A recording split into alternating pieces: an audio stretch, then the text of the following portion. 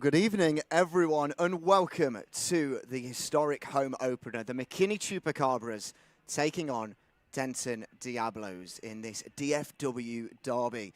63 years ago, this very stadium, the Rompo, was etched into McKinney's history, and for decades it was echoing with the sounds of Friday night football. Until tonight, when a new dawn rises and the Chupacabras take centre stage. This is the beginning of a brand new chapter in McKinney's sporting history, as the first ever professional soccer match will be taking place in just around 10 minutes' time. I'm Elliot Stockdale, and alongside me this evening is Daniel Esteve.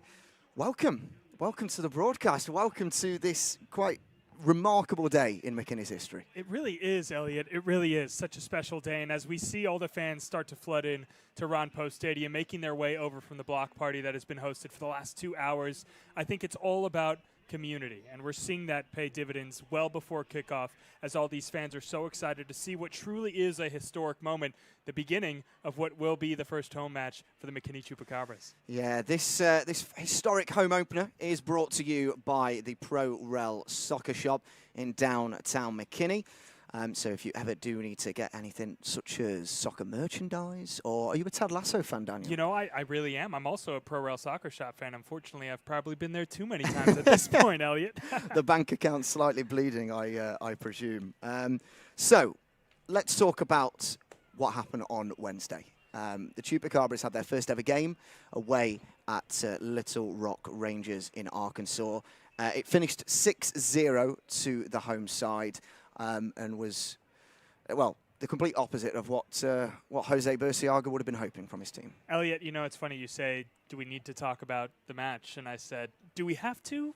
I really don't want to. 6-0 going into our pep rally at Tups Brewery on Thursday night. I spoke to Coach, and we talked a little bit about it. And I think a caveat that we came to was 4 of those goals, which is difficult to say, but 4 of those 6 you could eliminate right off the bat, right?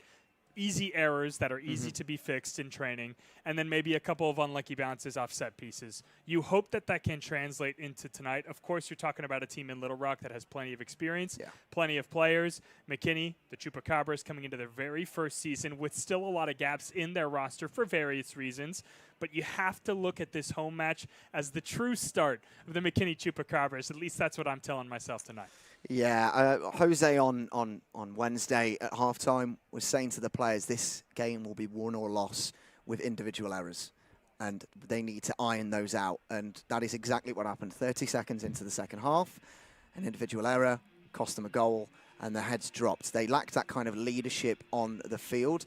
They have a little bit more leadership in there tonight, but they're still missing essentially their biggest leader, their veteran, their captain, Omar Holness, who I know you've spoken to at length over the last week or so. He is registered to play, but he's picked up a groin injury, so hasn't made the 18 for tonight. How much of a miss is Omar going to be? I know he hasn't obviously played for the team yet, but again, they're not going to have that sort of leader in there, so it means the younger players have got to step up. I mean, you just talk about experience in general, right? You look at a player like Omar, and you see his career in general. He's played in 4 different countries minimum, right? And he makes his way over to McKinney. He spoke in front of the crowd Thursday night at the pep rally and spoke specifically about how special it is to play in front of this community. If he can rally a group of strangers like that, imagine what he's telling the players in the locker room. And imagine what he can do when he actually gets out on the field, because talent aside, he has experience playing with Coach Jose in the soccer tournament, TST, over the summer. So clearly there's that sort of pedigree in terms of his talent, in terms of his leadership. He's going to be missed. But again, going back to those individual errors, Elliot, those are fixable. And you have to imagine that in match day number 2, you'll be able to fix those pretty quickly, especially in front of a home crowd. Well, before we divulge into a bit more of the Chupacabras lineup, there is another team that is here this evening, and we absolutely want to shine light on them as well, and that's the Denton Diablos. Now, in their first game of the season, they lost to Little Rock Rangers as well. So both teams have played once and lost each to Little Rock. But that was only by 2-0, but it was at their home stadium. And that was well over a week ago now. So coming into this game, they've made 6 changes, which we'll go through in a few minutes' time. But how difficult is it going to be for Denton to come across here? The fairly short journey across to McKinney. But this is going to be quite a rallying crowd behind the Chupacabras that they're going to have to deal with after just having a loss. I think like so many football matches, like so many soccer matches, you look at the community aspect, right? And this is global, but specifically here in McKinney, the community support is going to be through the roof, right? You're already seeing it with the amount of fans out here in the stands at Ron Post Stadium. That's going to be a tough environment for anybody to come into, but you're also talking about the fact that, again, it's just the second game of these teams, right? So you look at a team like Denton, you look at a team like McKinney, 4 changes for McKinney, 6 changes for Denton, a lot of change in just their second chance to hit the field. It's going to be a battle of who can fix those changes and those mistakes from the first match. Absolutely. Well, just another big shout out to one of the McKinney Chupacabras sponsors, Visit McKinney. They were on the road earlier this week, as we've just discussed, but they were proudly wearing their Visit McKinney gear and promoting the great community that Omar and many others have been discussing about. And if you do want to learn more from Visit McKinney, then you can go to visitmckinney.com. And they'll be the Chupacabras away travelling sponsor for the entire season. Well, the national anthem is just taking place, and once that's got out of the way, I suppose we can start having a look into the team news a little bit more, Daniel, because there's some big misses, as we've mentioned, for the Chupacabras. We've obviously mentioned Omar, but Wednesday's captain Jack Monty, not in the team. Ziron Sewell, not in the team. Brandon Nava picked up a knee injury on Wednesday. He's not in the 18. And O.C. Iyama, who came in to try and score as many goals as he can for this team with great pedigree, he is not in the team either. So big misses all round, but it's kind of that next up mentality that the Chupacabras need to have. It cannot be understated when you have to make changes versus when you want to make changes. And certainly there are both of those instances for both these teams. But in McKinney's case, you're missing out through injury one of your best players. You're missing out for various reasons one of your top defenders. So you have to make those adjustments versus just wanting to make those adjustments. It serves a much different puzzle piece that Coach Jose Burciaga has to deal with. But you hope that those are fluid and that you're deep on the bench and you can impact on the field regardless of who's out there. Well, as the teams have just come out of the tunnel, the Chupacabras wearing their new home jersey for the first time ever. And they've been led out, actually, by JT Demidio. So the captaincy has actually switched between himself and Raul Torres, the goalkeeper for this evening. But let's run through those teams, and we'll start with the away side, Denton Diablos. They have made 6 changes from their 2-0 loss against Little Rock Rangers. They start with the number 32, Caleb Pearson, in goal. It's a 4-2-3-1 formation with the right-back Brock Pope, followed by Davis Mays, Joaquin Suarez and Jason Winiger. 2 holding midfielders, we believe, of Eric Stoizer, whose wife, believe it or not, is one of the Chupacabras photographers. I've got to mention that out there. Kelly, you do a fantastic job, but she'll be taking photos of her husband this evening against the team that she's currently working for. As if the DFW derby wasn't enough. Exactly. We needed some internal battle. Number 6 alongside Eric is Mason Moyers. He's formerly of FC Dallas and has travelled all around Europe playing soccer. And then it's a front 4 of Edward Mendy, the number 23, alongside Cooper T, who I've been told is the star player for the Diablos. He is the one to watch, the number 10, who will be playing in the number 10 position. And then alongside him on the left side is Spencer Sarkeesian. And then up front is Pato Faz, who scored 4 goals for the Las Vegas Lights, and he is also a former Texas United forward. Well, having a look onto the Chupacabras 11, they have made 4 changes from their 6-0 loss on Wednesday. Raul Torres starts in goal. He comes in for Soren Russell. It's a back 4 from right to left of Ty Reynolds, Ryan Anderson. Jair Ruiz comes in for his debut, replacing Jack Monty. And Sebastian Romero starts at left back. It's 2 holding midfielders of the captain, JT Demidio, and the number 21, Dylan Culbertson, who is a former Denton Diablo player himself. A front 4 then of Carson Burden, Jacob Fiol, Gabriel Hernandez, and Braden Beeson. What do you make of the team then? Elliot, I'm just looking down at the captain's exchange, and it's just interesting to me. I was trying to point it out to you that Raul Torres and JT are both down there, a dual captaincy down there. Very interesting. Something and they are both wearing a captain's armband as well, actually. Something you don't see very often as the McKinney Chupacabras huddle up before for their first team photo at Ron Post Stadium. Again, you can't play down the significance and the history behind this moment. The fans look eager to see that ball kicked off for the first time. And again, from our perspective, we're just eager to see how both of these teams come out with 10 total changes between the two of them. it's all going to depend on what comes down to the field, but clearly the changes in the locker room are going to play their significance right off the bat. Absolutely. Well, let's have a quick look at the substitutes bench for both teams. For the Denton Diablos, they have Michael Ramirez, Nico Nava, Evan Lupo, Brian Mirario, Aubrey Eason, Nicholas Arenra, Hazai Torres, Eli Berry, and Johnny Zamore. And as for the Chupacabras, they have Soren Russell, who drops to the bench, Connor Lewis as well, Connor Desmond, Ian Orenza, Isaiah Galela, Blake Schmeckel, and Evan Pusharski. Both of those have just signed today, Schmeckel and Pusharski, as well as Guerrera.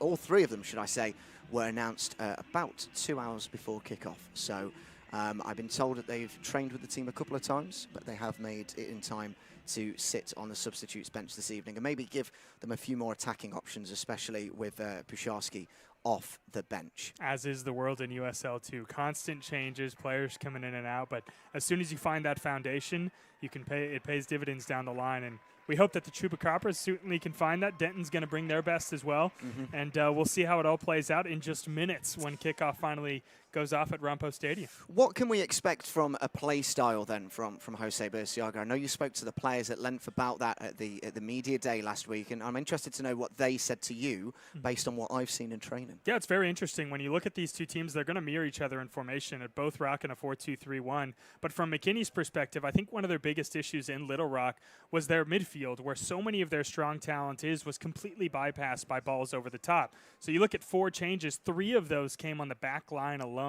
They want to control tempo from back to front, but they also want to be as direct as possible. Everything was very offensive-minded, and that's their exact goal as they go right over the top to kick off. Exactly. We have officially kicked off in this historic home opener for the Chupacabras. The Chupacabras shooting towards the scoreboard end in the first half and defending against the VIP section, so no pressure there in this first 45 minutes. And already the Diablos coming down the left, but comes back on the inside with Ty Reynolds, former FC Dallas player, only 21 years of age, still got a very promising career ahead of him. He was the first ever signing for the Chupacabras, a pretty reserved player off the field, but certainly a talent on it. I think one of the most impressive things in talking to so many of the Chupacabras players was just how in sync they were on the style of play they wanted to have. And the word they kept using was they want to play beautiful football. And I think that's what was missing most of all in that Little Rock match is they rarely had possession. They were never able to settle on the ball. I think that'll be one of the focus early on in this matchup is just getting foot to ball, working some passes through the midfield, and playing that elegant soccer that they talked so much about throughout the week. Well, it's a goal kick to the Diablos as they look to try and get their first attack of the game. The formation seems to have slightly differed somewhat. Eric Stoizer has come out to this right-hand side, potentially playing as the right-back this evening instead of that usual central midfield role that he plays. But the Chupacabras trying to win the ball back on the halfway line. A bit of a risky tackle going in there from the number 11 for the Chupacabras, Burden, and Moyes just letting him know he's there. Absolutely, and I think something we always have to note, especially for fans that are maybe new to the sport, right, is formations are so fluid. You'll hear us talk a lot about how they set up in a 4-2-3-1, but there's so many differences and nuances, whether they're in possession or out of possession, and you can always see some individual star power play its dividends, just like there it is now. Yeah, Beeson coming forward, Demedio out wide to Sebastian Romero, gets the first shot off of this historic home opener and forces a corner kick. The first of this game, and that's wasn't quite that fluid, beautiful football you were talking about and that the Chupacabras were hoping to string together, but it bundled its way through and they managed to create an opportunity. More than they did in the entire game the other night. The ball is always going to bounce the way the ball is going to bounce, and your job as a soccer player is to take advantage of that. Obviously, you'd love to take total control, but it's all about taking opportunities. And the thing you always have to look on as a set piece is the second ball. That's a pretty poor corner from JT Demedio, but we'll have that down as that's his real first touch of the game, so potentially some nerves to... we'll cut him some slack on that yeah, first one. We'll cut him some slack. The dual captain for this evening, he is actually a US veteran, played for the Air Force, but also, of course, was in the Air Force himself back in his heyday. So many great storylines between these individual players, but I do want to take a look at this formation. So as you see, in possession, they're looking to press as high as they can. It almost looks like they have 2 strikers, 3 in midfield with just 1 holding defensive player, and almost a back 3, it seems like, with the right side playing very, very high. Just one significant change you can already see versus their last matchup against Little Rock. Yeah, Ty and Sebastian, both of the fullbacks, Romero and Reynolds, will absolutely look to get forward as much as they can. Reynolds especially, he used to be a winger back in the day. He actually said to me that he's not really that big of a fan of defending, but he understands that is now his role. It's a great switch from the Diablos out towards the number 11 for the Diablos. So try and get the ball into the box. It's cleared away comfortably enough by Anderson towards the halfway with Beeson. Great defensive effort in a 1v1, and those are the exact balls that hurt them against Little Rock. One ball over the top, just completely outnumbering defensive players on the opposite side. Those 3 changes on that back line already paying dividends for head coach Jose Burciaga. Run through Anderson. A little bit of confusion there with Raul Torres. Forces it to the ground. The offside flag has been raised, but maybe a lack of communication between the two. Of course, it almost looked a little too casual. Yeah, Torres did not play in the last match. He's come in for Soren Russell after he's got his international clearance. And just a change, actually, to mention for the Diablos on this near side. Mendy is not in the lineup, I don't believe. It seems to be that Brian Mirario is playing on this right-hand side, which was slightly against. Mendy's on the far side. So we'll try and figure that out between myself and you, Daniel, of who is actually on the field at the moment for the Diablos. But certainly Mirario is playing on this right-hand side. At this point right now, Denton's needing to figure something out because McKinney is pushing very well into their front half, and the high line from McKinney is very impressive. It always helps with football lines. I know players don't particularly love it, but from us here in the broadcast booth, it's always great to see. You're looking at that back line as high as the 35-yard line in their offensive half. Very, very aggressive for McKinney. But again, you create your own luck, and by setting up a set piece, that's one great way to do it. Well, Ty Reynolds is over this as well as Carson Burden. Very, very good position to put a ball into the box. And I know the Chupacabras have been working on set pieces this week in training. Very similar spot to where Little Rock scored their Burden first takes goal. it, goes through the wall. It's scooped up. Just about cleared away by Diablos and out towards that far side for a throw-in. That initial kick is obviously always the threat, but that second ball from a defense where chaos ensues is a really important part where they've got to be as disciplined as possible. And Denton does a great job on both of those opportunities to clear the ball and retake possession here. Well, here's Faz into the centre for Mirario. Towards the left. Diablos approaching forward, but being forced back by, like you say, that high line that the Chupacabras are trying to play. They've got the pace, certainly, to make it work. And this is where you can really start to see that 4-2-3-1 take shape. You can see the lone striker up at the top, but it's very much when they come into their defensive half that you see McKinney start to look a little bit more structured. When they're in the press on the offensive half, you'll see a couple more black jerseys forward in an effort to win the ball back in a dangerous position. But right now, you need to be as sturdy as possible if you're the McKinney Chupacabras, as the long throw is always a threat down here. Yeah, Moyer's just limbering up there, ready to send this into the 18-yard area. So flat across that 18-yard box, cleared away. Diablos keep possession just about. Mendy squeezing it out wide for Faz, who gets bundled to the floor, and the referee gives a free kick, this time in a dangerous position for the Diablos, and maybe starting to see that lack of defensive confidence. It's a very similar story than we talked about, except a different result. With Denton, when you talk about that second ball, it's staying composed and being able to get the ball out of a threat position. McKinney ends up on that second ball fouling and giving them another opportunity. Now you're in a really dangerous spot here. As the ball's whipped in, but it's far, far too hard, and over it goes. So a let-off there, certainly, for the Chupacabras. Quick note then on Jose Burciaga, who's roaming around in his touchline. Nice to see that he's suited up for this evening.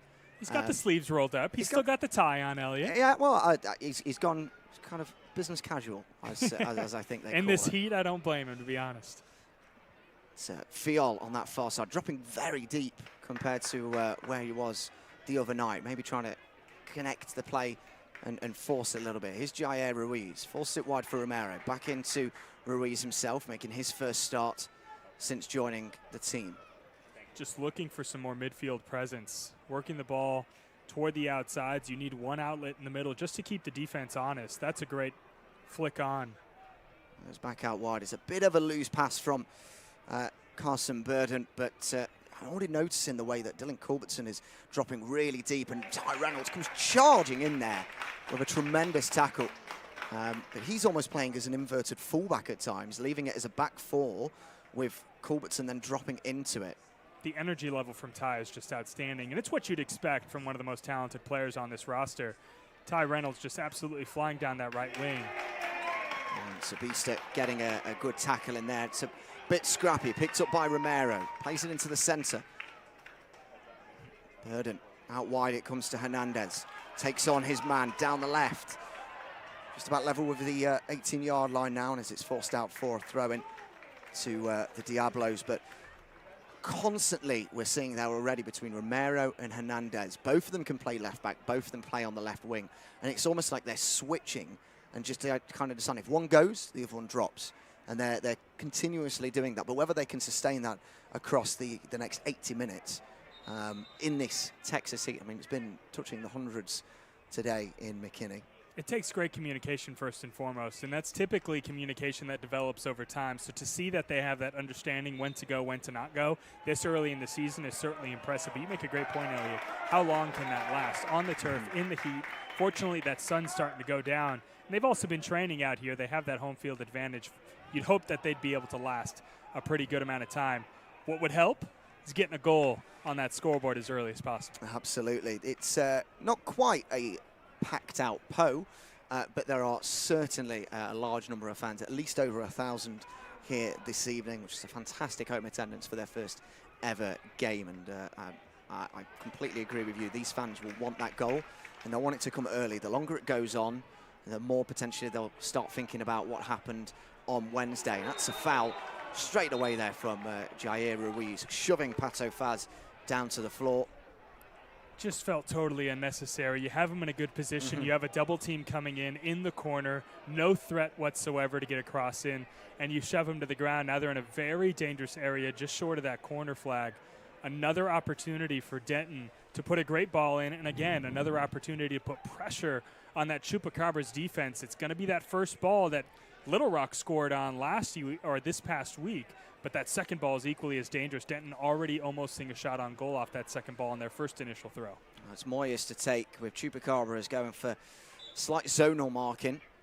It's whipped in towards the far post. Big header up. Raul Torres has got to come out and claim it, and he does so well. Well done. Yeah, he had to be big there. He's not the biggest of presence, is Torres. He's only 6 foot compared to the 6'3" presence that Soren Russell had on Wednesday evening. And it's actually a relatively small Chupacabras lineup. When I was having a look at the heights earlier, there aren't many players that are above 6 foot for the Chupacabras in comparison to the Diablos, who almost seem to favour the long ball forward and favour just trying to put the ball into the mixer for someone to knock it on. Well done by Jair Ruiz, all the more so on that initial ball in, had his man marked and got ahead to it, allowing one of their captains, Raul Torres, to go up and get that ball, but now they have more work to do. Comes flat across the box, headed away well by Anderson. Fiol just hooks it up into the, not quite the night sky. It's not brought down well enough on the halfway line. Tries to get the second ball and squeezed away. Mendy picks it up. Braden Beeson trying his best. Again, you talk about the height differences. Braden Beeson not even flirting with 5'10", working as a striker, doing his best up front to hold the ball up. But Denton right back with possession. Yeah, excellent work then a few moments ago from Mendy, who's playing on the left side with Brian Mirario out on the right. And Denton just happy to have a bit of possession with Suarez on the ball at the moment. Sends it down towards the right side for Stoizer, who starts to bomb forward, puts an early ball into the box, stabbed away, out towards his near side once again. Moises out wide. Denton starting to get some bodies forward. It's a ball into the box, and it's an easy take once again by Torres. Well done by McKinney. You look at the opportunity to be structured in defense. Again, something that we talked about with Coach Jose Burciaga throughout the week was all the changes, all the issues that they had against Little Rock being fixable changes. So far, you're already seeing some of those changes pay dividends with just having a bit more structure on balls over the top. You see 2 back-to-back crosses from Denton into the box, taken care of with ease, no pressure from the part of McKinney. The fans at Rompo Stadium have to love what they're seeing, at least so far. But there has been, Elliot, just a bit of a momentum shift with a lot more possession to Denton so far. Indeed, as they try to come forward again there, it's the midfield general there, Mason Moyers, who comes over to claim it and has the possession at the moment. He's slides it in brilliantly there to Prime Murario towards the edge of the area, slid out towards the left side for Mendy. Quick step over towards the line he goes, ricochets back to him, still going is Mendy, looking for the shot away, can't quite do so, and now the Chupacabras tried to break away, but Mendy's bodying his way through there and then manages to win a free kick. The referee tried to play advantage, couldn't quite do so, and he's right on the edge of the 18-yard area. Quite difficult to see, actually, where the 18-yard lines are here, but it is just about outside of the 18-yard box. And honestly, that's just all credit to Mendy. We talk about soccer and the beautiful game, right? Well, in this case, it was just a game of grit. Fending off 1, 2, 3 Chupacabras to win that ball back and eventually force the foul just outside the box. This is one of those that you always look and think, is it too close to put a ball on net? With Raul Torres in goal, he definitely needs to be wary of both his wall and a potential shot on goal.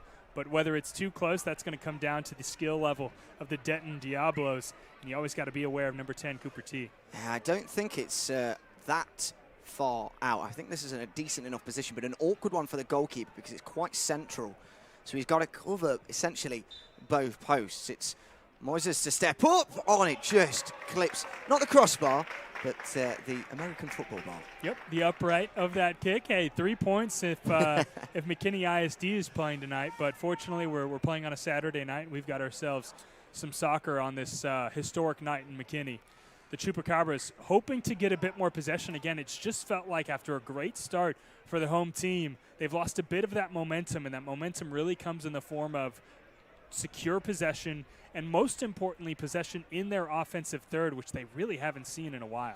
Yeah, it seems like it's quite difficult for the players to pass the ball around. The ground seems very dry, which is sometimes an issue that you have with turf, but especially with how hot it's been and the lack of rain. It feels like that their passes are just maybe not quite powerful enough. It's got that 85–90% of power in there, and they're not being able to quite slide it into exactly the positions that they want to. But they have a free kick on this near side, right in front of the technical area of Jose Burciaga.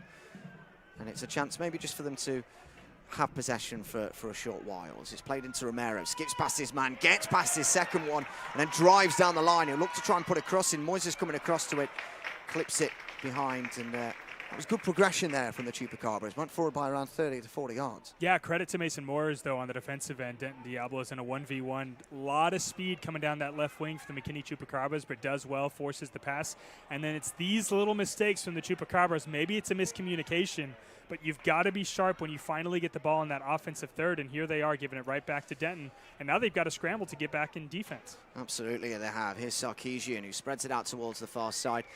A rare misplaced pass from him, but he's been fairly much a passenger so far through this game as the Diablos number 8. I was told beforehand that he's the man who will kind of string things together in that midfield, but he's not really had much of the ball. The midfield, very similar to how it happened the other night with the Chupacabras, is kind of being bypassed for both teams at the moment. It's kind of just going over the top. And to Sarkeesian's credit, every time he has gotten the ball, he's looked completely opposite to switch the pitch as quickly as possible, specifically to Ty Reynolds' side, who we know wants to get forward, and I'm sure that's something Denton saw plenty of. If he is too far forward and gets caught with a quick ball across, then you have a great opportunity to overload that left side for the Denton Diablos on the offensive end. So Sarkeesian having that eye is certainly something where you see his creative vision. He just hasn't been able to link up those passes just yet, but it could be dangerous if McKinney's not aware of it. Murario back to Moyers, who's had easily the most amount of possession on either team, really trying to dictate play. Back to Suarez and all the way back towards the goalkeeper Pearson, who tries to send it over the top of the defence. Comfortably headed there by Anderson down towards the right foot. Burden to chase, but he's kind of out-muscled there as Diablo start to come forward with T out on the left. I have been impressed with Jacob Fuel, number 15 in black. serving as that attacking midfielder in that 4-2-3-1, but in press, he's right up there at the top with Braden Beeson trying to press that back line of the Denton Diablos, and certainly putting a lot of pressure on. Again, it's all going to be about that energy level that you discussed earlier, Elliot, on how long they can keep that press on. But winning possession back in that final third is so crucial to set up great opportunities, especially for a team struggling to create opportunities. So down the left, coming on the inside, it's Mendy. Clips in towards the box. No one in a white shirt as it's forced back out towards the right side and kept alive by the Diablos with Mirario down that right. Moyers skips it across the box, not quite cleared away by Anderson, and then no one's in that gap for the Chupacabras. They're far too back in their defensive area at the moment, and play will now get recycled for the Diablos, and they're starting to grow into this game and maybe start to show that USL 2 experience, but play has just been halted with Edward Mendy, who's down injured. That's where you see that lack of structure, and perhaps it comes down to communication. Again, something we may talk a lot about, especially early on in this season. That back four that looks like a 4-2-3-1 initially when you're in structure completely looked like a back six as players were just chasing that back line, trying to keep balls off that goal line. But sure enough, that just allows that ball to be recycled initially for Denton and keep that possession. And eventually, if that midfield, like you mentioned, Elliot, has no bodies in it in black jerseys, a lot of goal-scoring opportunities could come for Denton. Yeah, quick hydration break then for the players. So I'm going to hand over to yourself, Daniel, just to give a quick spotlight to some of our sponsors. We've got plenty. Unfortunately, again, that community effort pays dividends. As if this community wasn't doing enough for the McKinney Chupacabras. Did you know that McKinney Chupacabras have an official cocktail in collaboration with Lockwood Distilling called Frozen Fang? It is absolutely incredible. So it's a frozen bourbon margarita. Yes, bourbon margarita in Chupacabras Blue, of course, as it should be. You got to stop by Lockwood Distilling in historic McKinney for a Frozen Fang. And it's not just you cocktail fans. If you've got that sweet tooth, Elliot, which I know you do, I definitely do. We're calling all the cookie fans. Mary's Mountain Cookies in downtown McKinney is the exclusive home of the new quarter-pound Chupacabra cookie. Yes, quarter-pound Chupacabra cookie. Come get one at the cookie truck or at the shop downtown, where it is always buy 6, get 2 free. Again, buy 6, get 2 free. And you know Mary's Mountain Cookies is rooting for their McKinney Chupacabras tonight. Oh, absolutely. If you're a big fan of cinnamon, that's the flavor that really packs that punch. You know, my mom just made me some Snickerdoodle cookies, and what's a I've always Snickerdoodle? it's got a lot of cinnamon on it. Ah, okay. So I've been a chocolate chip guy through and through for the longest time, but I've been munching on a Snickerdoodle every now and again. Those cinnamon cookies are elite, and I've got to imagine Mary's Mountain Cookies have some pretty good ones. Well, I think we're going to have our first substitution here with Edward Mendy to be replaced by Aubrey Eason. That's going to be a big miss for the Diablos to have Mendy come off the field in not the best shape so early on into the game with how dangerous he has been. This is certainly a difficult substitution for the head coach, Stuart Flaherty, to be making. I just think that left side is such a crucial opportunity for teams that are facing McKinney. Again, we talk so often about how talented Ty Reynolds is, and that the talent they have going down that right side. The only problem is with that talent, they can get a little excited when that ball's in that offensive third, that there is so much room for these visiting teams to expose down that left side, and a player like Mendy has been feasting on the opportunity to get into one-on-ones down that left side, so long as the Sarkeesians of the world are feeding him those passes when they're switching the pitch. So when you lose a talent like that can really earn those one-on-ones and create opportunities for his teammate, you're going to miss out on a great opportunity to get at this McKinney Chupacabra squad. Yeah, it's been a difficult first 22 and a half minutes. We're halfway through this first 45. I'm sure the heat is playing a part, but the longer it goes on without that opening home goal, may I add, the longer it's the nerves will build up in the stands.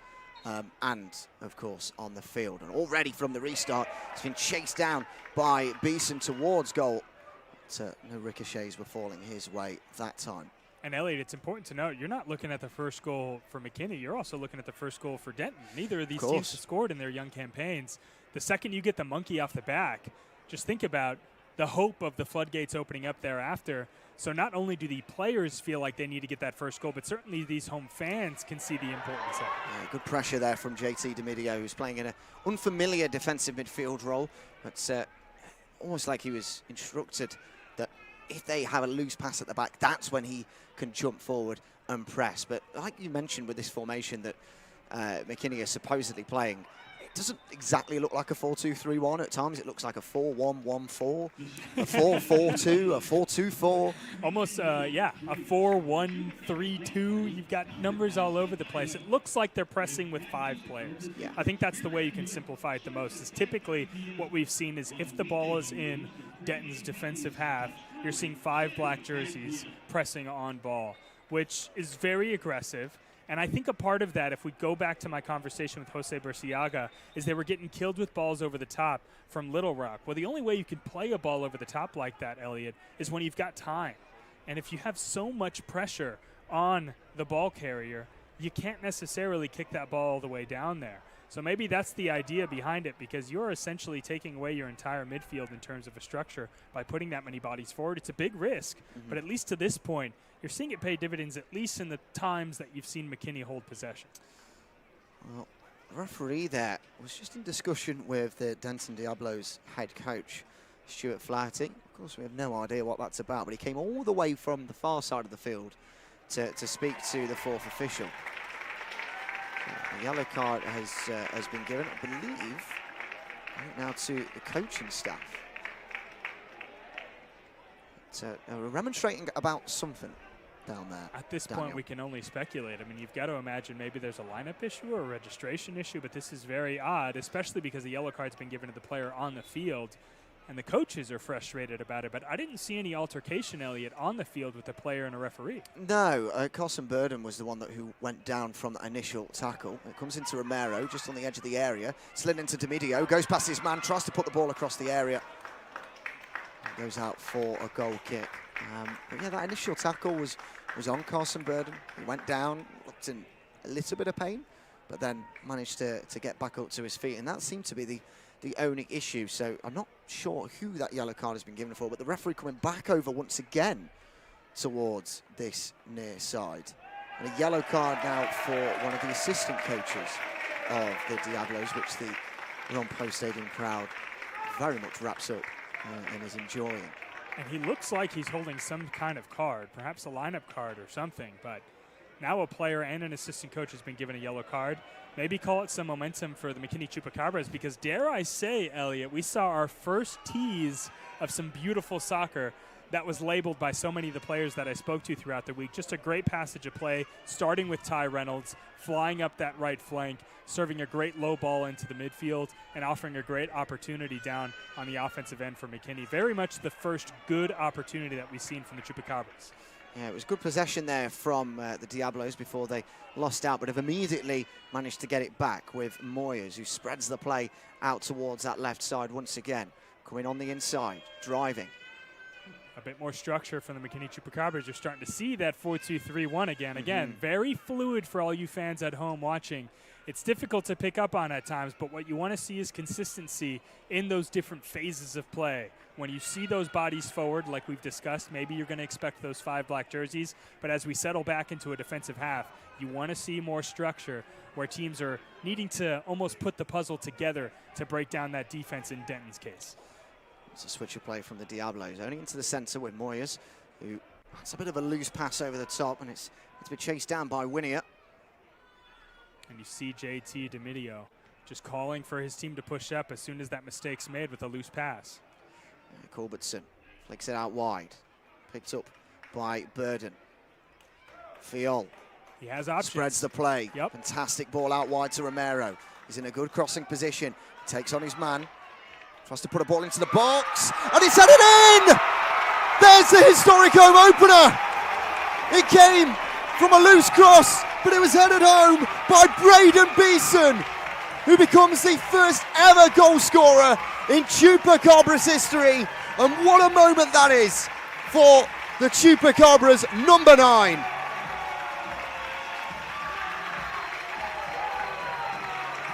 The fans are on their feet, Elliot. History is what they've just witnessed at Ron Poe Stadium, and what a passage of play it was. And it started off with what we've talking about was the blueprint for Denton. A quick switch of play to the other flank opens up the entire play, and then a beautifully driven cross finds the head of Braden Beeson. Now, I don't want to pull anything from Braden. It may have come off a defender's head, Elliot, but we're going to give it to him, because what a beautiful finish it was. Slotted into the corner of the net, and we lead 1-0 for the home team as the McKinney Chupacabras put their first historic goal on the board. And what a confidence booster that is as they try and nick the ball in the midfield. One back by Moyes. Calm presence as ever down this right side for Stoizer. Looks to put a ball into the box. Well blocked by Gabriel Hernandez. And Chupacabras will want to try and defend that lead at least until the half-time whistle, but they have a long time until then, at least 16 minutes. I think that goes along with defending that lead, is just maintaining the composure. There's going to be a lot of energy coming from Denton right now, and it's very important for the McKinney Chupacabras to subdue that as quickly as possible and look for their opportunities. Yeah, they have to try and clear their lines in. They're not doing so successfully. He's bundled down. Brilliant and tremendous save there from Torres. Spread his body across, smothered the ball, and denied that goal-scoring opportunity for the Diablos. It was a loose ball into the area from that throw-in, bundled up into the air. Torres unfazed. Very, very difficult thing for somebody like Raul Torres to deal with, especially when you didn't see perhaps the alertness that you would have liked to have seen from your center-back pairing. So yellow card there now for the Chupacabras. It's the goal scorer, Braden Beeson, who's been shown that yellow card. Perhaps a high boot is what he's gesturing to the referee. But going back to that goal-scoring opportunity for Denton, again, the tricky second and third opportunities that you typically get from the set plays when you're almost lulled to sleep after that initial ball is kicked up in the air or put out of play. That's when you can get caught sleeping, and Denton almost caught them sleeping. All credit to Raul Torres, one of the captains that we have for the McKinney Chupacabras, seeing that he needed to impose his authority on that play by going up and getting that ball before it could be dangerous. That high press still activated by the Chupacabras, but it's the Diablos that are starting to come forward with Faz, who's really dropped back from where he should be playing, and it's a loose pass from himself, and Dimidio taking no chance of just clearing it away, but it drops now nicely for Beeson, the goal scorer, out wide for Fiol, outside of the boot pass. That is a tremendous looking ball, a little bit too short for Beeson with the goalkeeper coming out to claim, but that just shows the quality that Jacob Fiol has in his locker. He can just turn it on out of nowhere. On the day that Luka Modric leaves Real Madrid, a little nod to him with a beautiful outside the boot Trivela pass into the box. You could only imagine what had happened if that had found the head of Braden Beeson for his second goal in the night, but a beautiful creative thought at the very least. Almost pulled off. I'm sure that won't be the last time we see that taken. Here's Stoizer coming on the inside, outside of the boot pass. It's fantastically done, and it's well blocked by the Chupacabras and out for the first corner of the game for the Diablos. I've been really impressed so far with Jair Ruiz, number 5 in black. That's a beautiful pace of play from Denton to slot that through ball into the channel and offer up a shot on goal. But Jair just seems like he's in the right place at the right time, and we've seen that both on set pieces and in the run of play. And that's what you want from your center back, especially, again, as we talk about the amount of changes they've had on that back line after a 6-0 loss. Now they lead 1-0, and a lot of that is because of the play of that back line. Aubrey Eason ball in, skipped across the area, cleared away. He'll come back out to Eason. Got to stay alert here. Puts the ball in. Torres doesn't come out for it, and maybe should have done. And there's the equaliser. The Diablos are level. A header at the back post. Torres didn't come out and claim. And the Chupacabras lead in this historic home opener lasted all but 4 minutes. 1-1. I hate to say I told you so, Elliot, but that is just the product of what we've been seeing throughout these first 30 minutes is the danger of that second, third, and even fourth ball.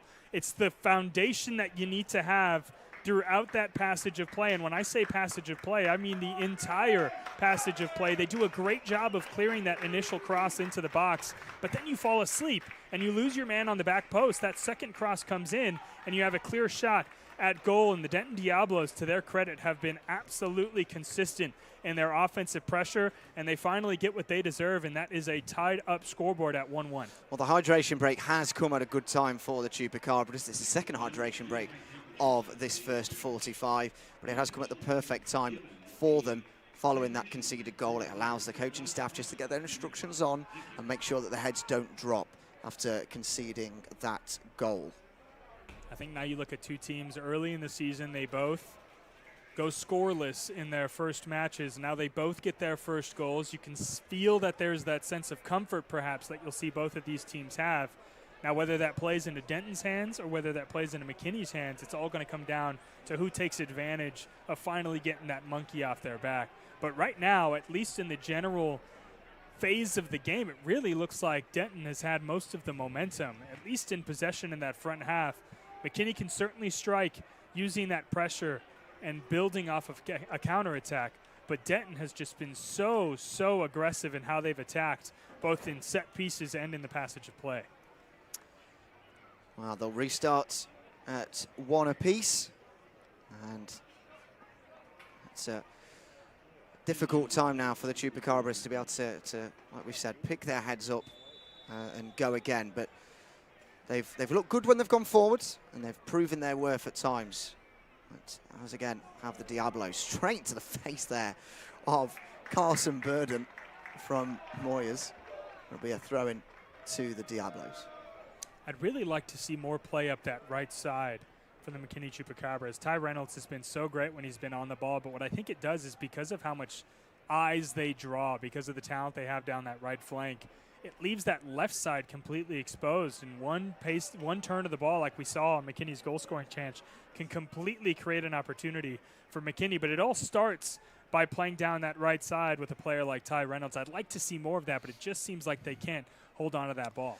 Yeah, that's where the majority of the attacks came on Wednesday against Little Rock Rangers, down that right with Burden and Reynolds linking up play. But today it's seemingly coming down the left with Fiol spreading it out wide, a little bit too powerful there for Romero, who of course got the assist for that opening goal. But like you say, it's very heavy down the left at the moment. That's what you want to. That's what you want to see, though. I don't mind that ball. Obviously, you'd love to see that ball find the feet of Romero. You don't want to see there from this. Anderson as Diablos come forward. Out wide it goes onto the left with Eason. Cuts in, well blocked by Reynolds. Headed back into the area. Miscommunication there. It falls for Sarkeesian. Trying to get past his man. Falls for him again. Strikes, well blocked. And now the Chupacabras will try and pounce away. Hernandez goes down. That'll be a free kick. But again, those kind of individual errors that we were talking about starting to creep in, perhaps, with this very young squad. The oldest player on the field is Jair Ruiz at 26. The majority of them are around that 21, 22 mark. It's just so odd to see, especially the way some of these mistakes are coming into fruition. Nothing looks like it's a lack of skill. It just all looks like a clear lack of communication. And we're so used to seeing some of these professional teams have 1, 2, even 3 months of playing together. A loose pass there from Hernandez, sent through for Pato Faz, who's 20 yards out from goal, skips past this man, goes down under a bit of pressure. The referee gives a penalty kick. And a yellow card is shown to the Chupacabras man who committed the foul. Pato Faz skipped past this man, ball rolled one way, skipped onto the other, was shoved to the ground inside the 18-yard area.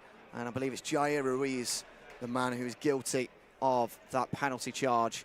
And now it's a big moment for Raul Torres to step up to defend this 1-1 draw. It truly looked like he had his own area code coming down that middle flank into the net. It almost looked like McKinney was still looking to play out the back, despite the fact that they didn't even have possession, Elliot. Typically, you'll see those center backs go wide to create those channels to their fullbacks and play up the wings. But there was nobody in the middle of the pitch. As soon as that ball was turned over, there was so much room for Denton to play with. And, of course, the best opportunity you had, besides making a rash tackle, was a little shove in the back, hoping to get away from it. Now, all eyes turn to one of the captains in Raul Torres. Oh, Pato Faz up against Torres. Huge moment here with 38 gone on the clock. And it's a tremendous save from Raul Torres. A poor penalty kick, but all the same, Torres had to stand large. He had to get there, and he did. He saves it, stays at 1-1. Elliot, you mentioned his size or lack thereof earlier, but during that penalty kick, he was about as big as that goal. A beautiful play diving to his left side to completely bring momentum back for the McKinney Chupacabras. Now it's up to them to maintain that momentum, because in back-to-back possessions, you've seen lack of communication and mental errors lead to opportunities for Denton. Yeah, a couple of huge challenges came in there just while we were talking. It's starting to break out on the field now. JT Domingo and Raul Torres as the two captains for the Chupacabras coming over to discuss with the referee. A big tackle went in on Braden Beeson, and another one went in on Gabriel Hernandez. The referee allowed play on to go for the first, pulled it then for the second, but Beeson is down in some discomfort with the medical team on to him. There must have been quite the issue. Raul Torres coming all the way out of his net. He's at midfield to come and discuss with the referee. Now, typically only the captains are talking to the referee, but they do have two. Technically, you've got JT Domingo who's able to talk to the referee, but Raul coming all the way to midfield to discuss why there wasn't any yellow card or even a red card given for that tackle. I didn't see anything too significant, but it does look like Braden Beeson was looking for something a bit extra, because like you mentioned, Elliot, he was in some discomfort. Well, he seems okay now. He's just bouncing around on his right knee, and he'll be allowed to come back onto the field in a few moments. The free kick then is, despite the fact it says just over the 20-yard line, it's around 30 yards out from goal. This is a little bit too far to shoot from, but it may not deter him from doing so. I guess it depends who you ask, right, Elliot? For all our football fans that are watching, you always got to account for those 10 yards in the end zone.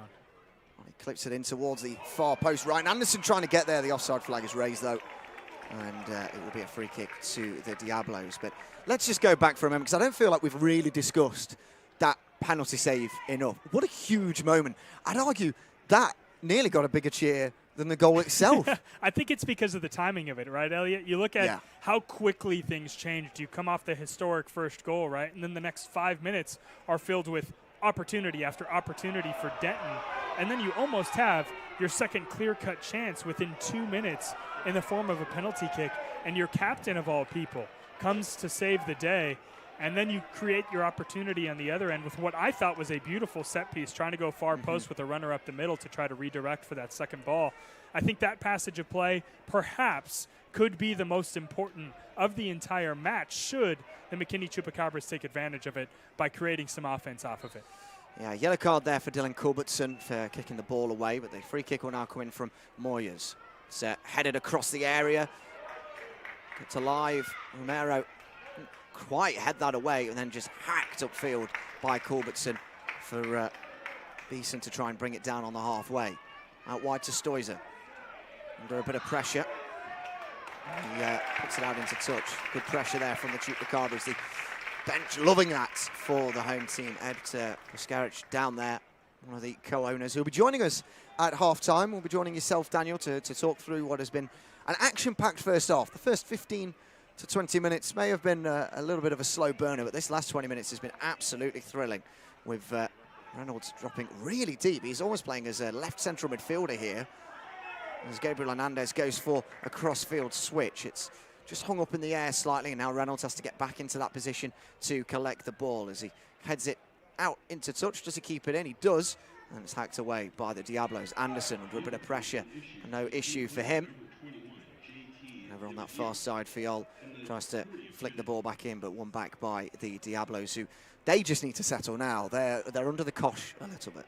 Yeah, Denton's really eager to try to slow things down, and I think if you're McKinney, you don't want them to slow things down. You want to keep the pressure on as much as possible and keep the pressure coming. Only Denton's the one that's creating their opportunity now with a really bold shot on goal from distance and an awkward angle. Yeah, that was Stoizer. I wonder if Kelly managed to take any photos of that one.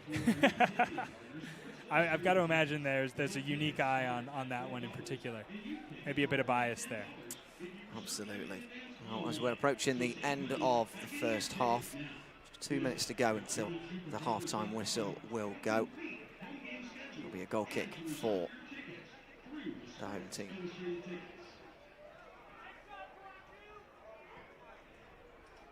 It's a good kick from Torres down the middle. It's headed away by Diablos, but only as far wide as Burden, who's got room to run into here. Comes back inside on his left boot, gets tripped over, but will continue going as he tries to find the ball out wide. He does so for Hernandez. Ball infield to Dimidio, goes down. Referee says no foul. Diablos will play the ball away with T. Out to Suarez. It's the second or third player I've seen slip on this turf. I don't know if there's been any rain or perhaps the cleats just aren't adhering to that turf quite like they'd like, but a couple players now slipping. Sarkisian, they're getting a bit of room down this right side. Well marshalled by the number 5, Ryan Anderson. I've got to imagine both teams are going to be pretty thrilled with going in with a 1-1 draw. Perhaps Denton a little bit more frustrated given the fact that they had that penalty saved. But after giving up that initial first goal, they'll take that draw going into halftime, especially on the road with the historic significance of this match. But it's really important for the Chupacabras to watch this long throw late in the first half. Yeah, Mason Moyes to take it.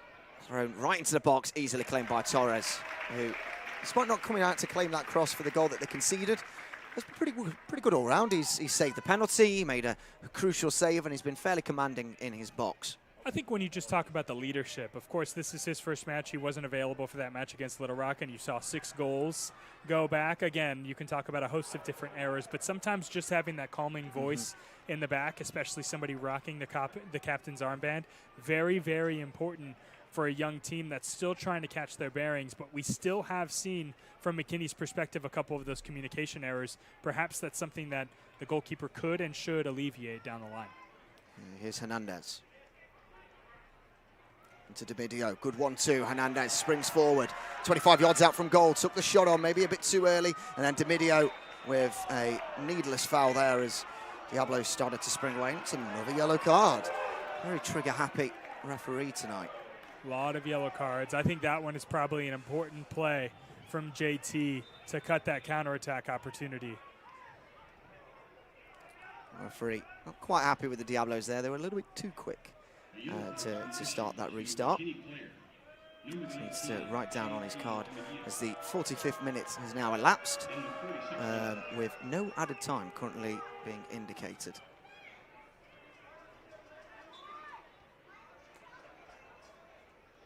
It's out wide. Coming forward. Back onto the halfway. Patient play from Diablos. Maybe just trying to get in a half-time level. Don't really want to lose the ball at this stage in the game.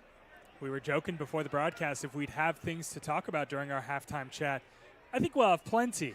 But I think right now, I think after all the excitement of this first half, again, both teams just eager to get to halftime, regroup, make the changes they need to make, and come out with the fiery energy that you'd expect from 2 teams tied at 1 in the second half. Yeah, it's not just the energy that they're having to exude on the field, it's the emotional energy as well, especially for the home side, who have got such a historic night at the Rompo Stadium. Diablo's trying to ruin that now with Stoizer trying to take on his man Hernandez. Gets to the byline, puts the ball into the box. It's headed away, only as far out as that 25-yard line. And now Romero will start to come forward. Goes for a cross-field ball towards the number 9 up top. It's brought down by the Diablos with Suarez into Sarkisian in a central position. Back out wide it goes for Stoizer. Overlapping run, chooses to use him. Sarkisian gets there, skips past his man Dimidio in towards the 18-yard area. Could break Chupacabras' hearts before the halftime whistle. And that is exactly what Spencer Sarkisian has just done. The 21-year-old, he's from McKinney, and he's come back to his hometown to haunt the Chupacabras on their home opener. They lead by 2-1. Elliot, your intel coming to fruition there. We heard so much about the impact Sarkisian could have in this matchup. We hadn't seen plenty of it early on, but the effort on that ball may be a fortunate deflection as he shoots that ball on goal, but regardless, he'll take it all day long, finding the back of the net and doing exactly as you mentioned, what you couldn't and wouldn't want to see from a Chupacabras fan, as the Denton Diablos steal a goal just before halftime.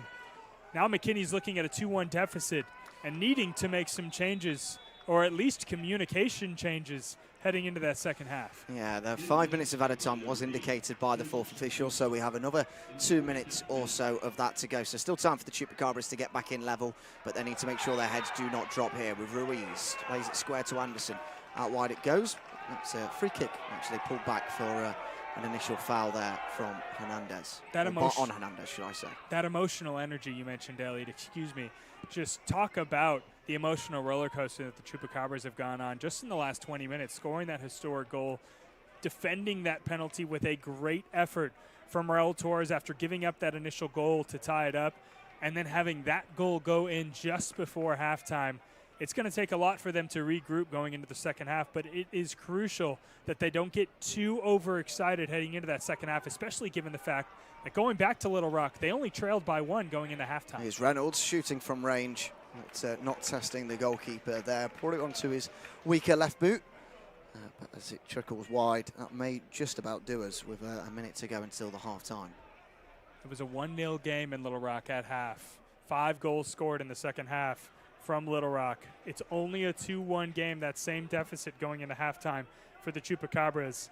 It's going to take a lot for them to regroup, but should they regroup, this game is very much still winnable if you're the hometown team. Yeah, the kick's taken. Anderson with the ball. Places out wide. It's a loose pass in the end, but then a big tackle there from Ty Reynolds, winning the ball as well and winning the throw-in. Tremendous tackle as it's thrown back in. Diablos keep possession as they spread the play, finding it to Mirario. A central position, driving, plays it out wide for Eason. Overlapping Raw, and Eason will take it on! And it just floats over the top of the crossbar. Torres was beaten, and Chupacabras, for at least our angle, looked like they just escaped one. But that's one of those where you may have just had to have tipped the cap. Elliot, what a strike on goal.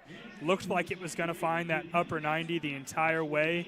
Great inside of the boot curler, but just wide. And Raul Torres, a great sigh of relief. He's going to nick a little bit of time off that scoreboard as he kicks this free kick. That is half-time from the referee's whistle. McKinney Chupacabras 1, Denton Diablos 2. An action-packed first 45 minutes here in this historic home opener in the USL 2. Myself and Daniel will now take a break. Daniel will return in around 5 minutes' time to have an exclusive interview with one of the co-owners of the Chupacabras, Ed Puskaric. But for now, we'll see you soon.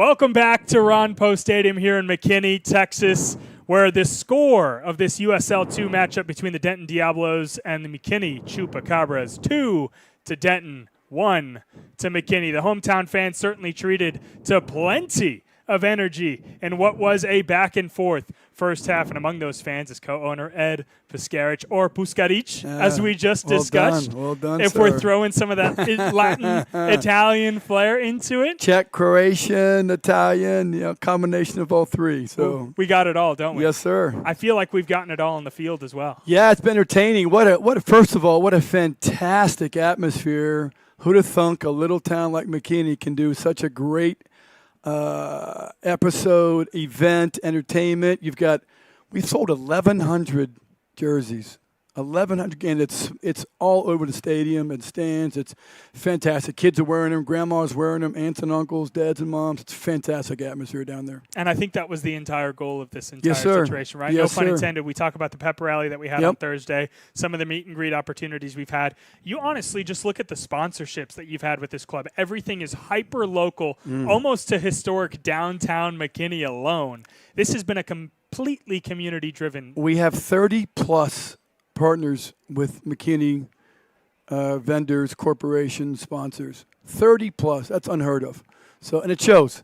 I mean, the pregame beer garden and the food trucks and the atmosphere. It's a World Cup experience that I'm just over the moon. Couldn't be more happier. And the music as well. Just walking phenomenal. up over to the press box, I'm looking over. There's a stage with some musicians playing. Unbelievable. Yep. And then during the game itself, we're trying to make the waving flags song.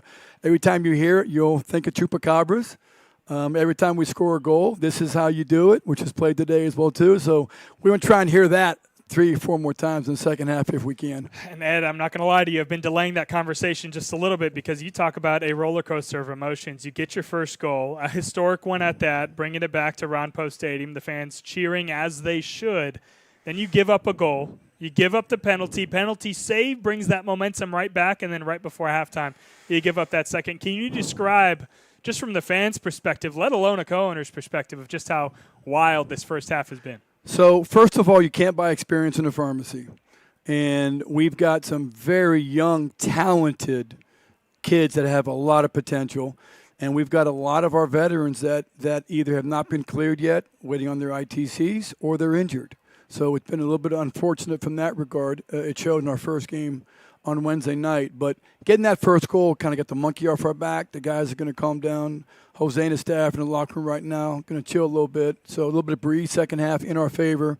They just got to calm down and play. We are very successful when we play with a freedom. Just let the ball move, play and move, play and move, play and move. So, and hopefully get more of that going in the second half. Well, to be honest, I like that you mentioned that last matchup as well, because with my work with CW33 here in Dallas, our tagline is always fun. So we always like to spin it to the optimistic view. And coming off that matchup against Little Rock, which, yes, was very disappointing, I feel like we've seen so much growth in just a couple days that we're seeing out here at Ron Post Stadium. Well, we talked about that game extensively. We had a decent first half, create some chances, but you've just got to relax a little bit. You know what I'm saying? And we had some mistakes. They were compounded, and, the guys are growing. So brand new franchise, brand new coaching staff, brand new players. I couldn't be happier, to be honest with you. So we're going to be there when the day's finished. Ed, are you allowing yourself to relax? I know so much work's been put into this inaugural season. You guys finally have this first home matchup. Are you allowing it to just sink in and enjoy it, or is it almost more stressful now that there are results on the line? Well, stressful isn't the word. I think those who know me know I'm not easily satisfied, if you will. Fair. I'll relax when the season's over and we have that champion trophy in our possession. Yeah, I think that can be said across the ownership. Yes, board. sir. Michael Hitchcock's talked a lot about that and talked about that being the ultimate goal. But I also threw the opportunity to both the players and some of the ownership group of the dream of having promotion and relegation be a reality. And, of course, you also have the Open Cup in the United States. You have a wealth of teams around the DFW area. We're seeing one of these rivalries play out on the field right now. Absolutely, yeah. How special is the opportunity to dream with the way the United Soccer League has been building up a league? So the first thing that we're doing is we're walking before we run. I give Michael Hitchcock kudos for the way he's put this franchise together. Our ownership group is here for the long haul. and we're going to piece this together. There are some players and teams in this league that are paying their players, and that's probably down the road. But we've got to crawl. We don't make sure our franchise got a solid base. The fans know what to expect, and then we will compete when the day's ready. We will be able to compete in that promotion relegation. And we've got some plans on the road for our own Chupacabra Stadium. This Ron Poe, Pack the Poe has just been phenomenal. It's got to be 3,000-4,000 fans here tonight. Yeah, just bringing back. Heck, there's 100 kids on the field right now crazy, playing against 4 Chupacabras players. You talk about just a way to get the community involved. How hilarious is this? It's too much fun. Too much fun. It's all for the kids.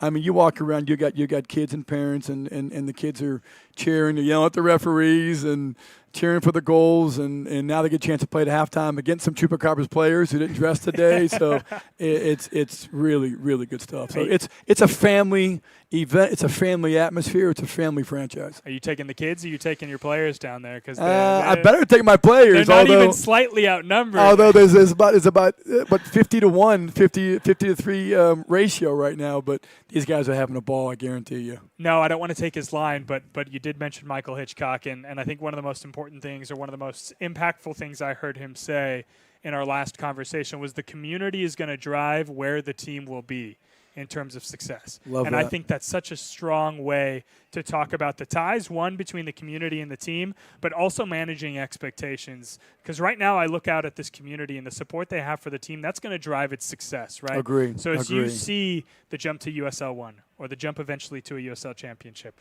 or perhaps the opportunity to make this amazing dream run in the US Open Cup, that's going to be driven first and foremost by what the community does. Do you share that? Absolutely. I just got goosebumps when you talking about that scenario right there, because that's what it's all about. We want to give something in our local community. I mean, the ownership group lives in McKinney. So this is our home base. We've got downtown afterwards. It's gonna be buzzing at the Celt at the watch party the other night. I mean, Tups, our main sponsor, is buzzing every night. I mean, we've got our own Chupacabras beer. We have our own Chupacabras cookie. I mean, we've got it. It's all like you said. The community has rallied around us.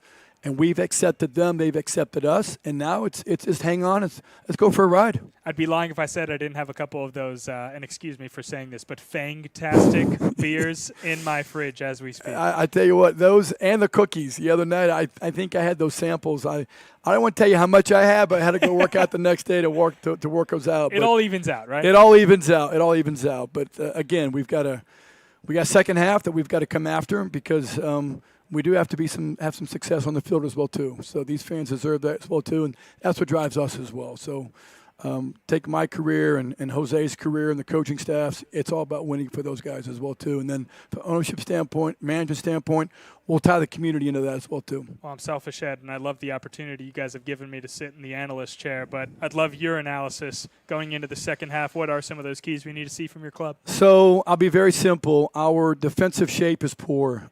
We've got too many gaps in our midfield.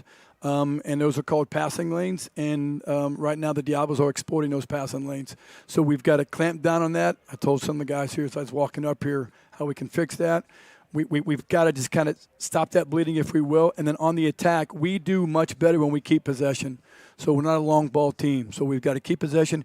To my knowledge, then we have one offside, which tells me we're not pushed in the envelope enough. So we want to get a little more arrogance in our play, take guys on the attacking third. The goal came because we had a cross. I think we had maybe 2 or 3 crosses in the whole half. So we need to get more crosses and more opportunities, and that's what we're going to do second half. I think that defensive foundation, Elliot and I have talked about it plenty. I'm sure we'll talk about it plenty more moving forward. Ed, I really enjoyed the conversation. My pleasure. Anytime, buddy. Thanks for having me. Thank you so much for coming up. 2-1 is your score here at Ron Poe Stadium. The Denton Diablos leading your home team in the McKinney Chupacabras 2-1. We have 2 minutes and 30 seconds before we will return. But for now, we'll take a short break, and when we return, Elliot Stockdale will rejoin us for your second half. We'll see you in just a bit.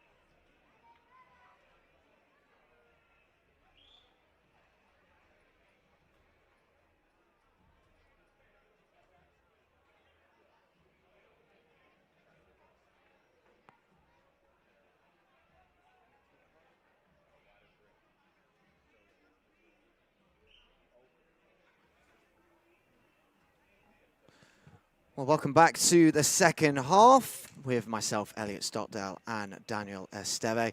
A thrilling first half of action as we head into the second. And this is always my favourite, Daniel, under the floodlights. Absolutely love a game under the floodlights, and that is exactly what we have now. Elliot, are you saying that because we no longer have the sun in our eyes, or are you saying that because you just love the look of it all? Because I'll take an answer that you love both. See, it's less the sun in my eyes, honestly, because whenever I feel like there's a game under the floodlights, I just add something a bit extra to the atmosphere. Games that I've been to in the past, if it's an 8 p.m. kickoff and it's under the lights, I don't know, something animalistic within the atmosphere and within the fans. It just seems to bring it out in people, and I don't know, maybe it's just personal preference, but I much prefer seeing a goal under the floodlights. Hey, well, there's something to be said about Friday night high school football in the state of Texas. We're bringing Saturday night USL2 soccer in McKinney, Texas, and I've got to imagine it has a very similar allure. We're really enjoying it. So much excitement early on in this matchup, and we're expecting more in the second half. Absolutely, we are. Well, a reminder that this game is brought to you by the ProRel Soccer Shop, as well as D1 Training in Allen, who are our official training partner of the McKinney Chupacabras Football Club. You'll always be able to find them on the pitch or in the weight room. So we are back off and underway, and it's all the way back to Pearson in that Diablos goal. And I wonder what both coaches were saying at half-time. Of course, you spoke, should I said, to Ed Puskaric, who's one of the co-owners. What were the main highlights of that conversation? What was he talking about that first half to you? Well, I can't tell you what Jose Bustiaga was telling his players, but I can tell you that Ed spoke to some of the players as they were headed to the locker room, and two of his keys, one in defense, one in offense, was defensive stability and taking away the channels like you just saw Denton take advantage of right there. Oh, and it's an incredible strike from Pato Faz. Oh, he has unleashed a rocket into the top right corner. And the Diablos have done exactly what Little Rock did only a few days ago, and that's score a sucker punch straight after the restart. Chupacabras 1, Diablos 3. You talk exactly about what Ed Puskaric, co-owner of the McKinney Chupacabras, who spoke with us at halftime, his discussion with the players was taking away those channels and being more disciplined in possession. And you saw both of those things, Elliot, play out within 30 seconds of the second half. A ball being given away in your defensive third, a ball being slotted in through an exposed channel, and then an absolute wonder strike from the Denton Diablos to completely open this game up. Now the McKinney Chupacabras have their backs against the wall with a 2-goal deficit early in the second half. That goal came from absolutely nothing, but that is just the quality that he has. It's a loose pass there from Torres. Pato Faz getting onto it, and all of a sudden, that confidence has just been eradicated. It's gone. The Chupacabras' heads have dropped, and the head coach for the Diablos, Stuart Flatty, is encouraging his players to pen them in, push forward, keep them barricaded in over on that far side of the field, force a mistake from that throw-in, and they get another goal. It could be game done. And why wouldn't they? The McKinney Chupacabras have shown that they do not have that composure that they need to withhold possession in their own defensive half. Denton can take advantage of that by taking that ball right back in a dangerous position in their own offensive third and creating opportunities quickly. Free kick now then to the Diablos, and they've looked vulnerable from set pieces. We'll put it lightly there. Have the Chupacabras. They conceded from a few of those crosses in the midweek against Little Rock, and they've conceded from a cross here this evening against the Denton Diablos. As the cross comes in, it's towards the far post, headed back in. It's a free shot at goal there for Murario, who didn't quite manage to release the trigger, squeezes it back out wide. It's forced into the box, and Chupacabras just need to get the ball away as it falls with Torres fortuitously in his hands. And yeah, this is a shaky start for the Chupacabras. They need to get the next goal in this game as they come down the right side. It's played forward to the number 9, back in towards the midfield. Reynolds linking up play. This is some liquid soccer here from the team as a big tackle then comes in from Pope, the number 2, who's now on the field for the Diablos, as the ball is then hooked down the line and we're out for I was going to say another throw into the team, but a player is down for the Chupacabras all the way on the far side of the field. I'm not too sure who that is, Daniel. Have you got any idea? It's a little far. We've got a glare coming into our press box as well, which makes it a little more difficult to see.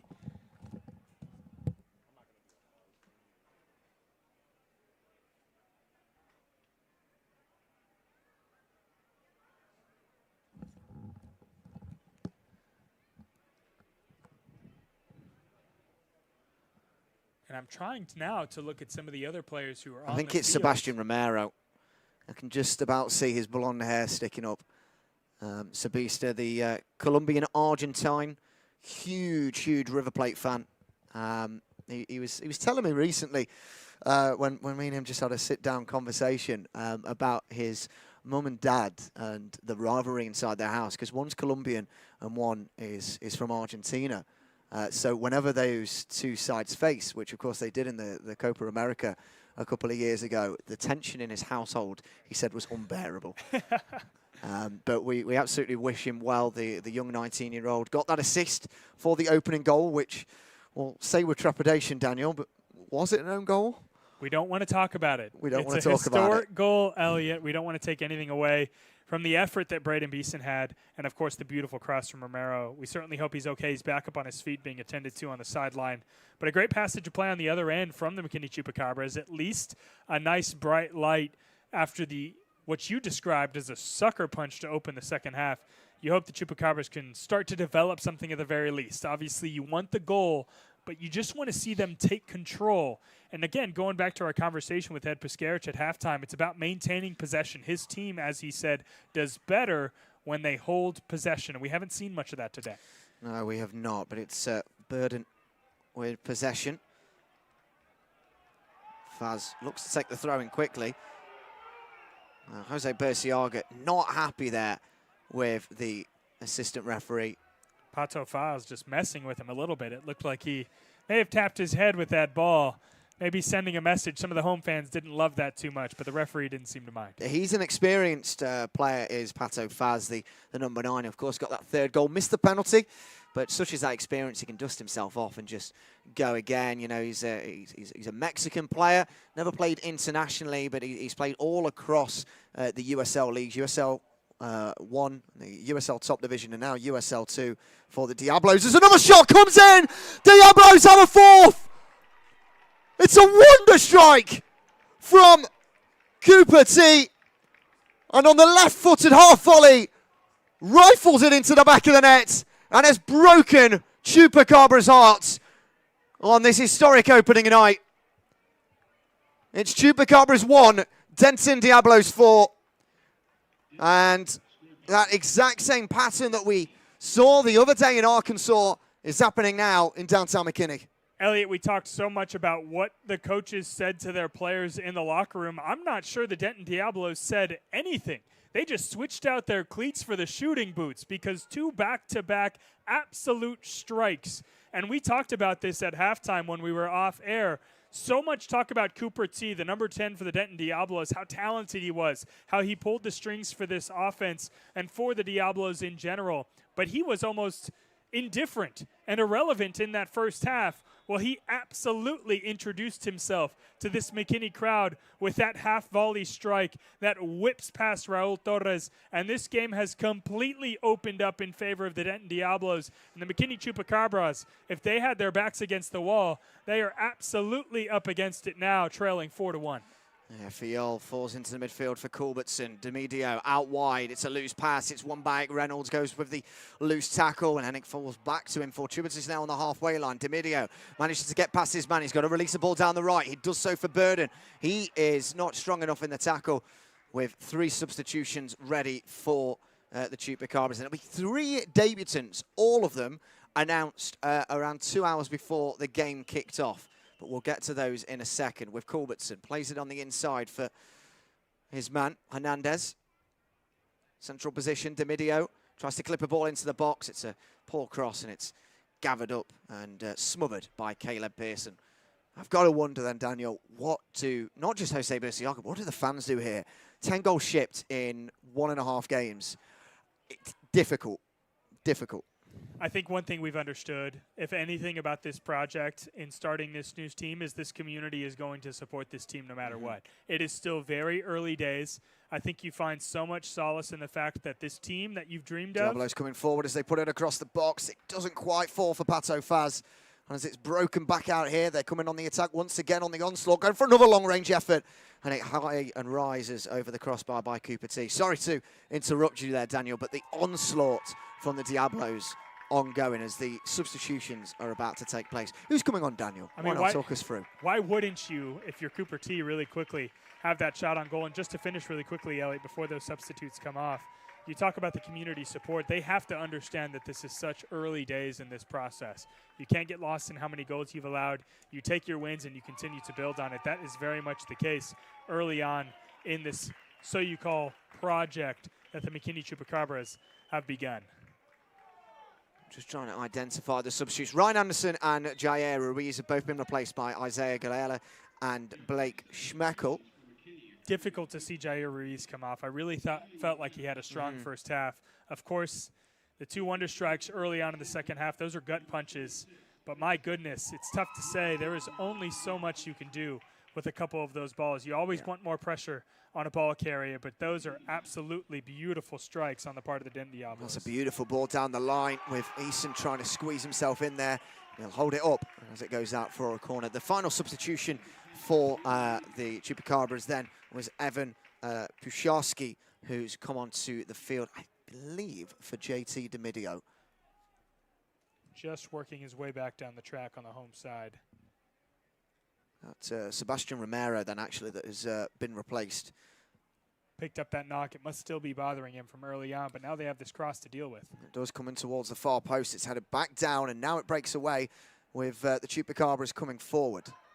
On that left side, it's loose from Pusharski, getting his first few touches of the ball. Coming back on the inside, Diablos pouncing forward. Referee says no foul. Hooked down towards the left, followed up well by Braden Beeson. Needs a bit of support, doesn't really get that in again, but swept up by Pusharski. Into the centre it goes for Culbertson. He lets his man run past him. It's loose, and now Moyer's coming forward. He's got an option towards his left. It could be 5 here. Hits the crossbar. Tremendous effort. Hooked back in, tries to get the shot off of Gwen.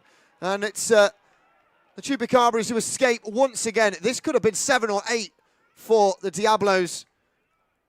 And they need to just calm things down on the field. And it was a wonderful effort there from Aubrey Easton, the substitute. And that was so close to being game, set, match. The Denton Diablos just absolutely putting up a highlight tape early on in the second half. My question is, for the McKinney Chupacabras, that entire opportunity started with a Denton Diablo taking possession off, trailing a McKinney Chupacabra ball carrier. There's got to be some more communication to tell your teammate that somebody's coming up from behind to take possession. Didn't look like there was any communication. Ball is taken, turnover leads to an opportunity, and like you said, Elliot, this could have easily been 5-1, let alone 6 or 7. Well, Diablo's coming forward once again, and they'll smell blood here. You know, they'll be like a shark in you know, I'm trying to think of an analogy for it. They're essentially a shark in you know, bloody water. They can smell that, and they're getting excited, and they'll know. Based off what happened the other day against Little Rock, I'm sure they watched the highlights back and saw how the Chupacabras played as the offside flag is raised against Braden Beeson. But they'll know that this team is vulnerable. Now, they've made a lot of changes once again to that defensive area. This is almost like the third separate defensive lineup that we've actually seen from the Chupacabras in only a game and a half. So, again, there might be a lack of chemistry back there, but maybe a bit more assurance with that experience. That's where you find solace. And, again, we've talked plenty about it already, but in this project, it's still such early days. You are still very much feeling out which players play well together, which lineups work together. You're still missing your captain in Omar, who should be in the midfield, who is easily one of your most talented players on the field. Paul Kosihasi as well. You have so much talent still waiting in the wings. There's plenty to still be excited about, but when you look at how similar the Little Rock match and this match have looked, at least early on, especially coming out of halftime when you should be able to regroup. That is a little alarming if you're a Chupacabras fan. It's almost men against boys out there at times. I mentioned in the first half that kind of physical presence that the Diablos had in comparison to the Chupacabras, and I feel like that's certainly been shown, especially with the front man, Pato Faz. He's a man. He's 28 compared to these, 20 and 21-year-olds. He's certainly a bigger presence up top, and he's made himself known in those areas. But so is the midfield for the Diablos. They've not allowed really much to go past them, apart from in those first 10 or 15 minutes. They settled into the game a lot easier. But again, they're using their USL2 experience. A lot of these players have played for 2 or 3 seasons for the Denton Diablos. So it's understandable, but it's not excusable. And we've alluded to it, too. There's such a mental aspect that comes along with that as well. Players giving up a late goal in the first half and having to come out of halftime either defending a lead or trailing. Those are situations that at this level a lot of these players haven't experienced yet. And that experience is going to come, again, with the talent that you're going to infuse into this lineup once they're available, and also with time. So I think right now the important thing for this second half is to stop the bleeding, which they've done to a certain degree so far, and to continue to create opportunities playing the style of play that they would like to play. We talked with Ed Piskarich, as we've mentioned and alluded to a few times now. He talked about that his team is not a long ball type of team. They are a possession-based team and need to push the envelope with some through balls, forcing offside calls. We've seen one offside call since, and we've seen them trying to build up in possession. Those are important factors that you need to continue to push regardless of what the scoreboard looks like, because you want to start to build out your identity early in the season, Elliot. Certainly so. Ian Orenza, I think, has just been called back to the substitutes bench to be prepared to come onto the field.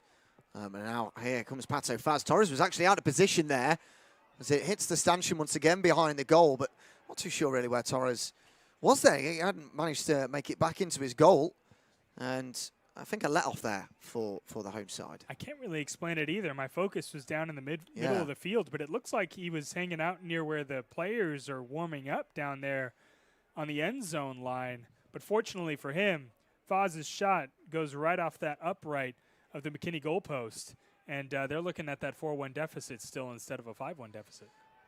It's a loose header in the air. It's marshalled out the way. Burden tries to skip a ball in towards the back area. Falls to Dimidio. Plays it all the way across. Carson Burden. That's better. Much, much better. That link-up play, scooping it towards the cross-field ball and then back in towards the 18-yard area. Better progressive play. Poor finish, but promising. And I think you've seen that blueprint in the first half, right? We talked about it a little bit, but that play down the right wing, forcing that attention to be drawn with plenty of white jerseys toward that right wing, then a quick change of play to the left side, forcing a one-on-one for a through ball back to the middle. It worked out for an opportunity that led to a goal for the McKinney Chupacabras in the first half, and you just saw a great opportunity there. The only unfortunate part is we've seen some absolutely wonderful shots from the Denton Diablos. McKinney fans would have loved to have seen an upper 90 curler from one of their players on that passage of play. Well, here's one of the substitutes, Bisharski, spread it out wide. And I think that's been stopped for handball there against Jason Winnier, who we haven't really said much about the Denton Diablos defense, but they've been fairly resolute. For the most part, their foundation has been set. Of course, from the McKinney perspective, you've been able to pull them out of possession. But if you look at them right now, it's a very, very structured, almost 5-4-1 formation, or a 4-4-1-1 if you want to put it that way, with an initial presser, with just one striker leaking out. Very difficult to find lines unless you have a shot like that. Carson Burden pulling it out of the locker. I didn't feel like there was much danger on there, which is why I didn't cut in. I thought 35 yards out from goal, setting yourself up for a volley. But speculative effort, but maybe it's a goal like that that will bring them back into the game. The important thing to remember as well, yes, there is a 3-goal deficit. Still 30 minutes to go. Still actually quite a long time left in this game, with Connor Desmond stripped and ready to come onto the field, as well as Ian Orenza. Plenty of time. Again, Denton's going to be very comfortable settling into a very defensively structured formation. That 4-4-1-1, as we discussed, very difficult to find some passage lanes. Sometimes, because of that, you just say, hey, why not have a go? And if they can get it to 4-2, Elliot, I know you know this better than most, that 2-goal deficit, one of the most dangerous deficits in sports. So if you get to that 2-goal, you can cut it to 1, then you have all that momentum to build out. And, hey, we've talked a lot about dreaming. So why not dream of a big comeback on this historic night at Rampo Stadium? Well, it would certainly cap off what has been an incredible night from a fan perspective. Fortunately, that hasn't been able to be reflected on the field yet. But like you say, plenty of time left. It's essentially next goal winner isn't it, with the Diablos coming forward, looking to get that next goal. Bear in mind, they didn't score against Little Rock either, but they've come into this game and scored 4 away from home in what would have been a difficult atmosphere, especially in the opening stages and especially after the Chupacabras scored. But they've kind of used their experience and lent on that experience to not let their heads drop before sort of bouncing back into the game. And they're preparing a triple substitution, which will come soon after this passage of play with Mason Moyers, who will take the throw-in. Sends it in deep towards the edge of the 18-yard box, and Isaiah Galea gets there. It's not there quick enough. And that's a pretty poor mistake, actually. Little things like that are such a big difference, Elliot. It's the defensive composure that you need on that back line to eliminate any second or third opportunities. And right now you are gifting a corner kick to a team that has already hurt you in set pieces throughout this match. So it will be Aubrey Eason who's gone over to take this. Again, Chupacabras have looked vulnerable from set pieces. A cluster of bodies in that area as they try and arrow it towards an near post. Headed away. Moyers picks it up. Back out wide, recycled. In for Eason. Gets past his man. Referee pulls for a foul as Moyers had put that ball into the box, but he brought it back for the initial free kick. And it will be another dangerous set piece opportunity for the Chupacabras. Another unnecessary foul, it really feels like. Giving another opportunity for a set play to the Denton Diablos. Again, a team that has not only hurt you, but to your point, Elliot, has that size to impose in a box. So we'll see what they can do, but clearly not the opportunity they would have wanted there. It's out for another throw-in for Mason Moyers. Plenty of work to be done in the closing 25 minutes.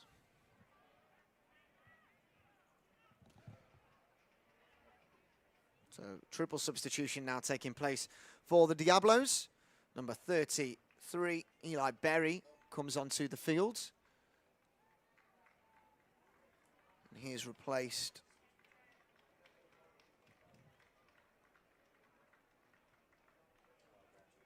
number 10, Cooper T.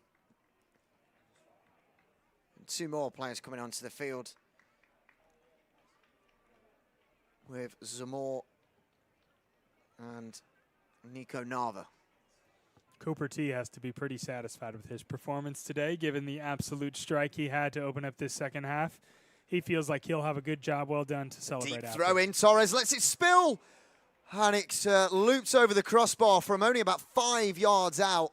Another let-off for the home team. And that's a set piece that was gifted within a rash foul just outside a really dangerous area given to the Denton Diablos, and they take advantage of it with another opportunity on goal. You'd like to see Raul Torres with a bit more secure hands as that ball initially comes into the box, gets away with it ultimately by keeping this deficit at 3. Nico Nava has come on for one of the goal scorers for the Denton Diablos. He's come on to replace Spencer Sarkeesian. And Johnny Zamor came on for actually one of the substitutes. He came on early in the first half. Aubrey Eason has been replaced. And that final substitution took place for Eli Berry, who came on for Cooper T, who we just spoke about a few moments ago. But comfortable possession here from the Diablos as they spread it across their back line. An opportunity early in the season for both teams, really, but Denton in particular, given the scoreline, to see what other talent they have lying on the bench, giving players minutes early in the season to see how they work with each other, and giving them opportunities to honestly add to the highlight reel that we've already seen at Ron Post Stadium today. Let's put out a play there by the player on that far side. I believe Gabriel Hernandez playing in a left-back role at the moment. Seems like another rejuggle is about to come on the way with Connor Lewis and Connor Desmond. The 2 Connors are coming onto the field, and here they come on for Gabriel Hernandez and for, I believe, Dylan Culbertson. There's nothing like 2 guys with the same name trying to spark some of that magic south of the border. Near where I grew up, Elliot, we call them tocayos. Connor and Connor coming out to see what they can do to impact this matchup. And again, as we've discussed, still over 22 minutes left to play.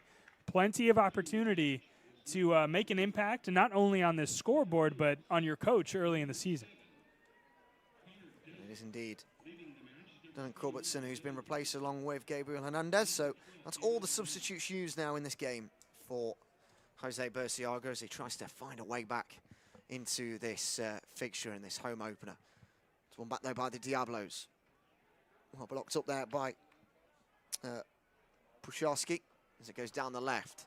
An attack building here for the Chupacabras. They've got a few men forward here. Here's Jacob Fial. Will take it on his left boot. Tries to put it across in the area, and it goes out for a goal kick.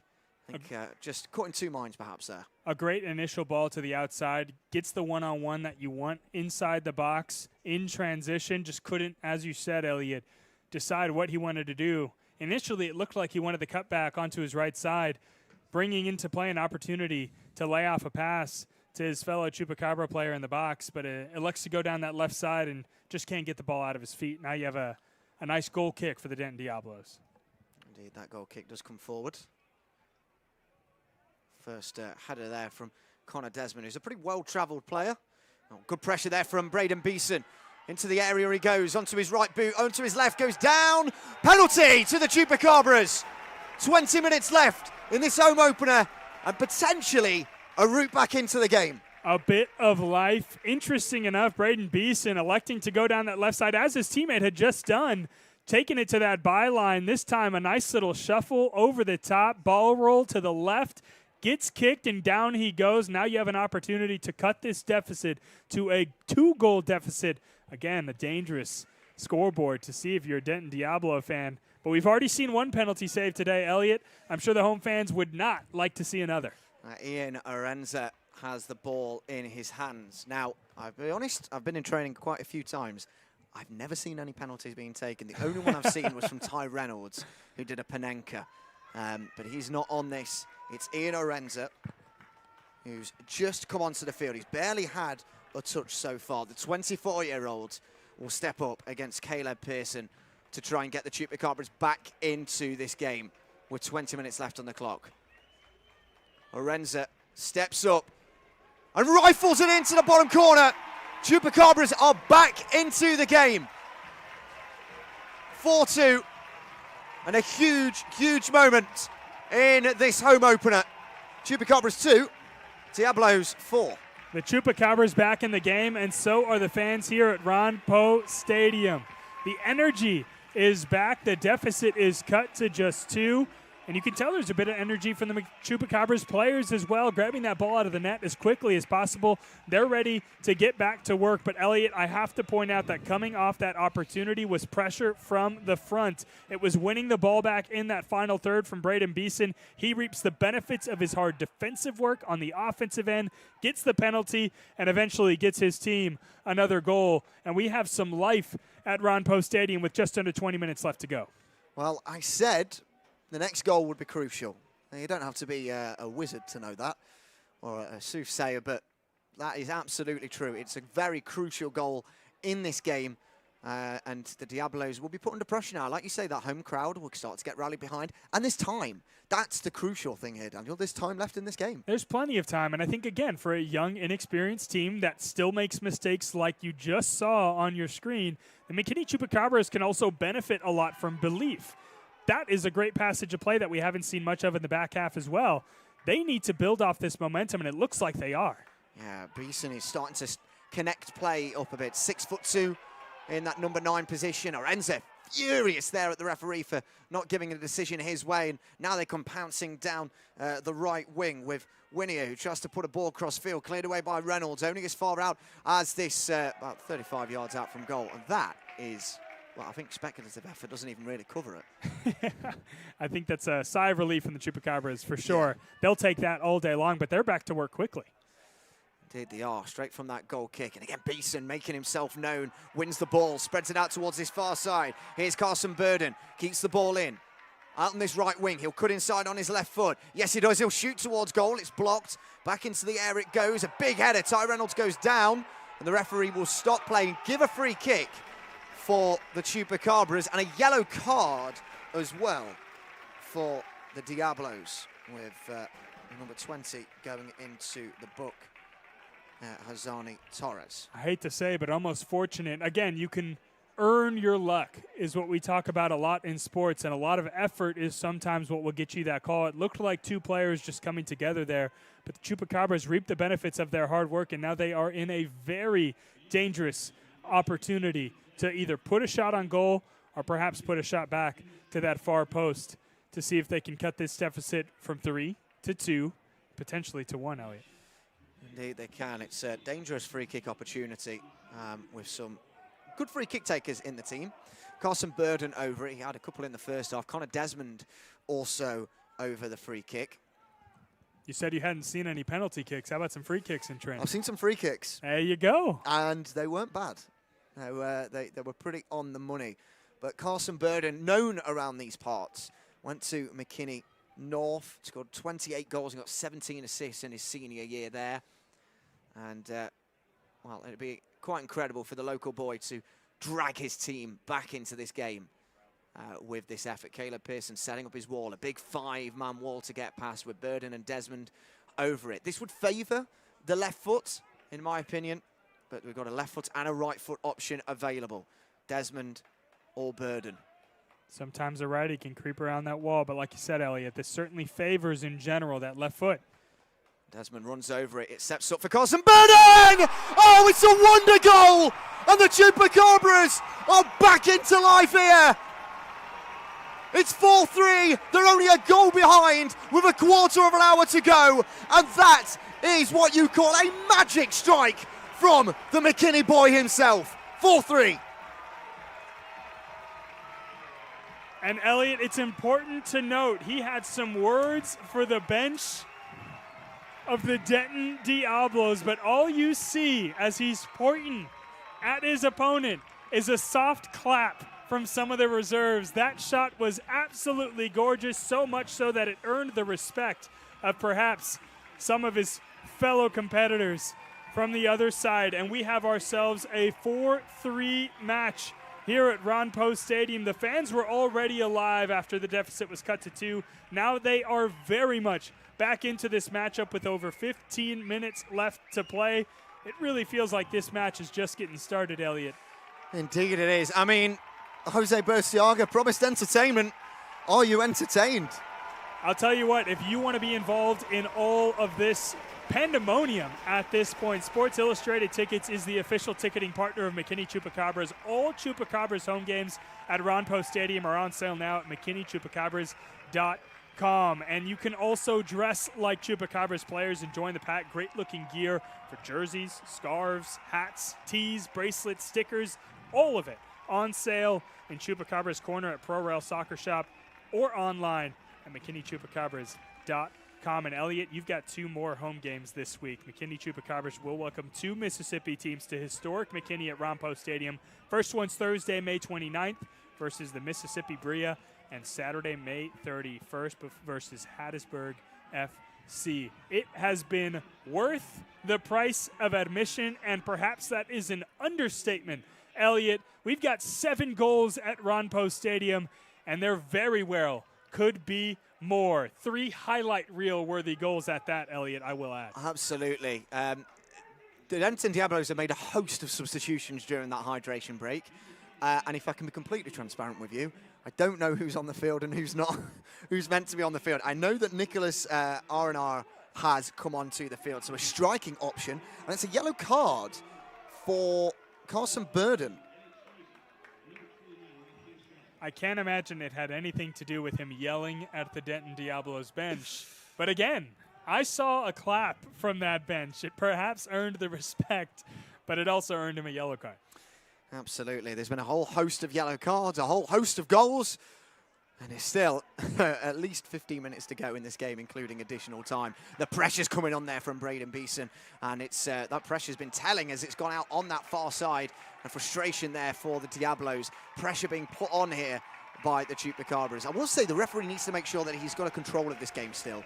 Emotions are riding high for both teams. Frustration's riding high for the Diablos. Yellow cards are coming out, and he just needs to make sure that these young men are kept in check. Not only that, but the tempo's picked up as well. So there's so much going on with the amount of energy that's just been absolutely thrown into this game with the amount of goals and the amount of momentum changes that we've seen. There are going to be a lot of rash challenges, a lot of tempo, and the refs are going to have to maintain that. But you also want to see that if you're also a fan of the McKinney Chupacabras or you're a player, because that momentum is certainly in your favor right now. Well, you were mentioning earlier about sort of, first of all, the dream of Chupacabras still being in this game. Yep. But more importantly, saying that the fans still have to have hope because they've got all these players to come back. Well, this shows that they actually do have the steel and the determination, and with those players still to come back. Work to do on set pieces and work to do defensively, but the more games they play and the more time they spend on the training ground, the better that relationship is going to be. In its simplest form, coming out of the second half, giving up 2 quick goals, it was exactly what you saw in Little Rock. But to see the shift that you've seen, the difference in performance, there still will be errors like that one, but a great, great effort to keep that danger away, and the Chupacabras with the ball. The referee was a second away from blowing for a foul there from the tackle from Isaiah Guerrera. He looked over to his fourth official. The fourth official shook his head, and he didn't call it as a foul, and correct decision as well. It was a big tackle, and a rough tackle, but a fair one at that, and just about keeps the Chupacabras 1 goal off of their opposition. Big tackle going in there. 2 players squeezing in. It's forced away about 35 yards out from goal. Diablos coming forward, strikes it, and that'll go out for a corner kick. Only the second of the game for the Diablos. And in fairness, on that crucial defensive effort, and I mean it, crucial defensive effort from the Chupacabras after a self-inflicted wound, which we've seen quite a bit of. There wasn't a lot of opposition from the Denton Diablo forward saying, hey, I got fouled. It seemed like it was a fair point. Great communication on the part of the referees, but still a very dangerous opportunity for the visitors right here on the corner kick. Indeed. It's, I believe, Mason Moyers to take this, and set pieces is where the Chupacabras have been vulnerable. It goes all the way up towards the far side, and that's a pretty terrible corner kick in the end. That wouldn't have looked out of place on an American football field. I think that's right. Is that correct there, Daniel? That's fair enough. Have I used some good American football terms? A little wide of that upright, but you know what? I think it's fair enough to say for sure. I think we've seen a couple of wayward corner kicks, we'll call them. But again, it's early in the season. We're still having our players grab their boots. What Flicks a flick on ball. on that is, though. He's onside. No flag goes up. Beeson squeezed out towards his far side. Carson Burden, switch of play. Brilliant ball. Brings it into the opposition area. So it's squeezed out. Cross comes in towards the far post. And it goes out for a goal kick. But a chance almost out of nothing there. A great idea on the part of the Chupacabras, but honestly, a tip of the cap to the Denton Diablos. A bit of chaos there, caught out of possession on a quick transition, but they were able to get back into the defensive set very, very quickly, eliminating any easy opportunities for the Chupacabras. The ball to the back post was a good idea, but it would have taken something very special for the Chupacabras to get a clear chance on goal. 9 minutes to go in this game. Are we about to see the comeback of all comebacks? Got to imagine there's going to be a little bit of stoppage time there too, Elliot. A lot of stoppages in the second half with all the high tempo, with all the fouling. I've got to imagine there's plenty of soccer left to be played at Round Post Stadium tonight. Absolutely. Remember, we've had a couple of hydration breaks. We've had how many goals in the second half? 6? 5? Enough at this point. 2-1 at halftime. Now you're looking at 4-3. I mean, we're looking at a lot of additional time is the point I'm alluding to. Absolutely. It'll be a free kick to the Diablos. I think maybe another yellow card has just been issued there for Jacob Fiol, but I can't confirm that. Tell you what, the neutrals got to be enjoying this as well. 4 goals in the second half alone, 7 goals total. A pretty enjoyable game at the very least. Yeah, wherever you're watching in the world, we appreciate you tuning in on sportsengine.com and on the official McKinney Chupacabras YouTube channel. As it brought down there by Ian Orenza, puts it out wide for Reynolds. That's a big boot forward. That'll cause some chaos at the back, and indeed it does. It's only spooned away in towards the centre. Again, it's hooked into the air. It's not brought down by either party as it goes out for a throw-in, which Connor Desmond's rushing across to take it and to leave it then for Connor Lewis. The Chupacabras, in our conversations both with ownership and with players, they do not want to be a long ball team. But when they've got momentum and pressure is certainly on the Denton Diablos, they will allow them to make a mistake as they do here. It's a free kick, though. A nudge in the back, said the referee, by Evan Pusharski, who hasn't really been too involved in the game so far. Neither have the 2 other main debutants of Isaiah Guerrera and Blake Schmeckel. but they haven't conceded since they come onto the field, and I think that's key. I think that's certainly key, especially for a team that to this point has conceded 4 goals tonight and the 6 goals they had against Little Rock. So defensive stability is where you want to build any team up, but it's nice to see that you're getting the goals as well tonight. Reynolds comes across to take this. He just wants to get play underway as quickly as he can to give his side the best opportunity they can of getting a point in this game. If you're new to soccer, if this game finishes as a draw, there is no overtime. It will end as that. Here comes Pasharski making his way through. It's a 1-2. It just falls back to him, more or less, and it's squeezed out wide and picked up by Desmond, running towards the byline. Desmond puts it across goal, goes out for a corner kick. Big opportunity and well worked in the end. It was squeezed out there quite fortuitously, but Desmond managed to skin his man down towards the byline, put a cross in, win a corner. There's always a bit of luck involved. The ball can bounce a number of different ways on any given night, but as we talked about, you can earn your luck, and that was the effort put in by the Chupacabras that got them ultimately this opportunity, and a big one at that. Desmond whips the ball in towards the far post area, headed away. Will be kept alive by Reynolds. It will, who's took the captain's armband. Keeps it in on this near side, tries to put it down the right wing. Carson Burden chasing. He has been, I'm sure we'll get onto that as the game comes towards a close, but one of the standout players in this game. Absolutely. Just the effort in general has been such a focal point, especially as this game has shifted in momentum. And honestly, this entire set of players that haven't been able to, haven't conceded first off and have created chances through effort, not necessarily anything that beautiful soccer that we hope to see, but just effort has been really impressive, and I imagine something that the fans are really enjoying watching. Well, Torres, it's a poor kick forward on towards the halfway line. Diablos in possession. Down that right channel they'll go. Sliding tackle, evades it, continues to go forward. Big block there, I believe from Connor Lewis on that far side, the left back, who plays the ball down the line for Jacob Fiol to chase, who gets past his man. Fiol is in behind, he needs to look up and get the ball into the box. It doesn't quite do so, and it will go out for a McKinney Chupacabras throwing. All Fiol needed to do there was take a quick look up, see the space that Beeson and Burden were in to his right, and they would have been in. Plenty of space, and if you saw on your screen at the very end there, you would have seen 4 white jerseys and 4 black jerseys. But one of those Denton Diablos were just getting into the picture as that turnover worked. A great defensive effort at that, Elliot, but you had yourself a 4-on-3 opportunity if you're the McKinney Chupacabras. You were one clean touch away from a clear-cut opportunity to tie this matchup and, dare I say, complete this comeback. Now towards this near side once again with Burden. He'll try and take on his man. Such a tricky winger.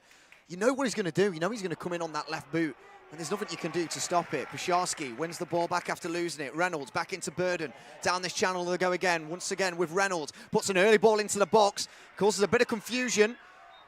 And the referee gives a free kick for a push in the back, which Jose Burciaga seems absolutely furious with. How long do you reckon we've got left here, Daniel? Maybe 8-9 minutes tops? I'd imagine, again, with those breaks that you mentioned and just the general stoppages of play that we've had in the second half, I'd be surprised if we're not seeing at least 7 minutes of stoppage time.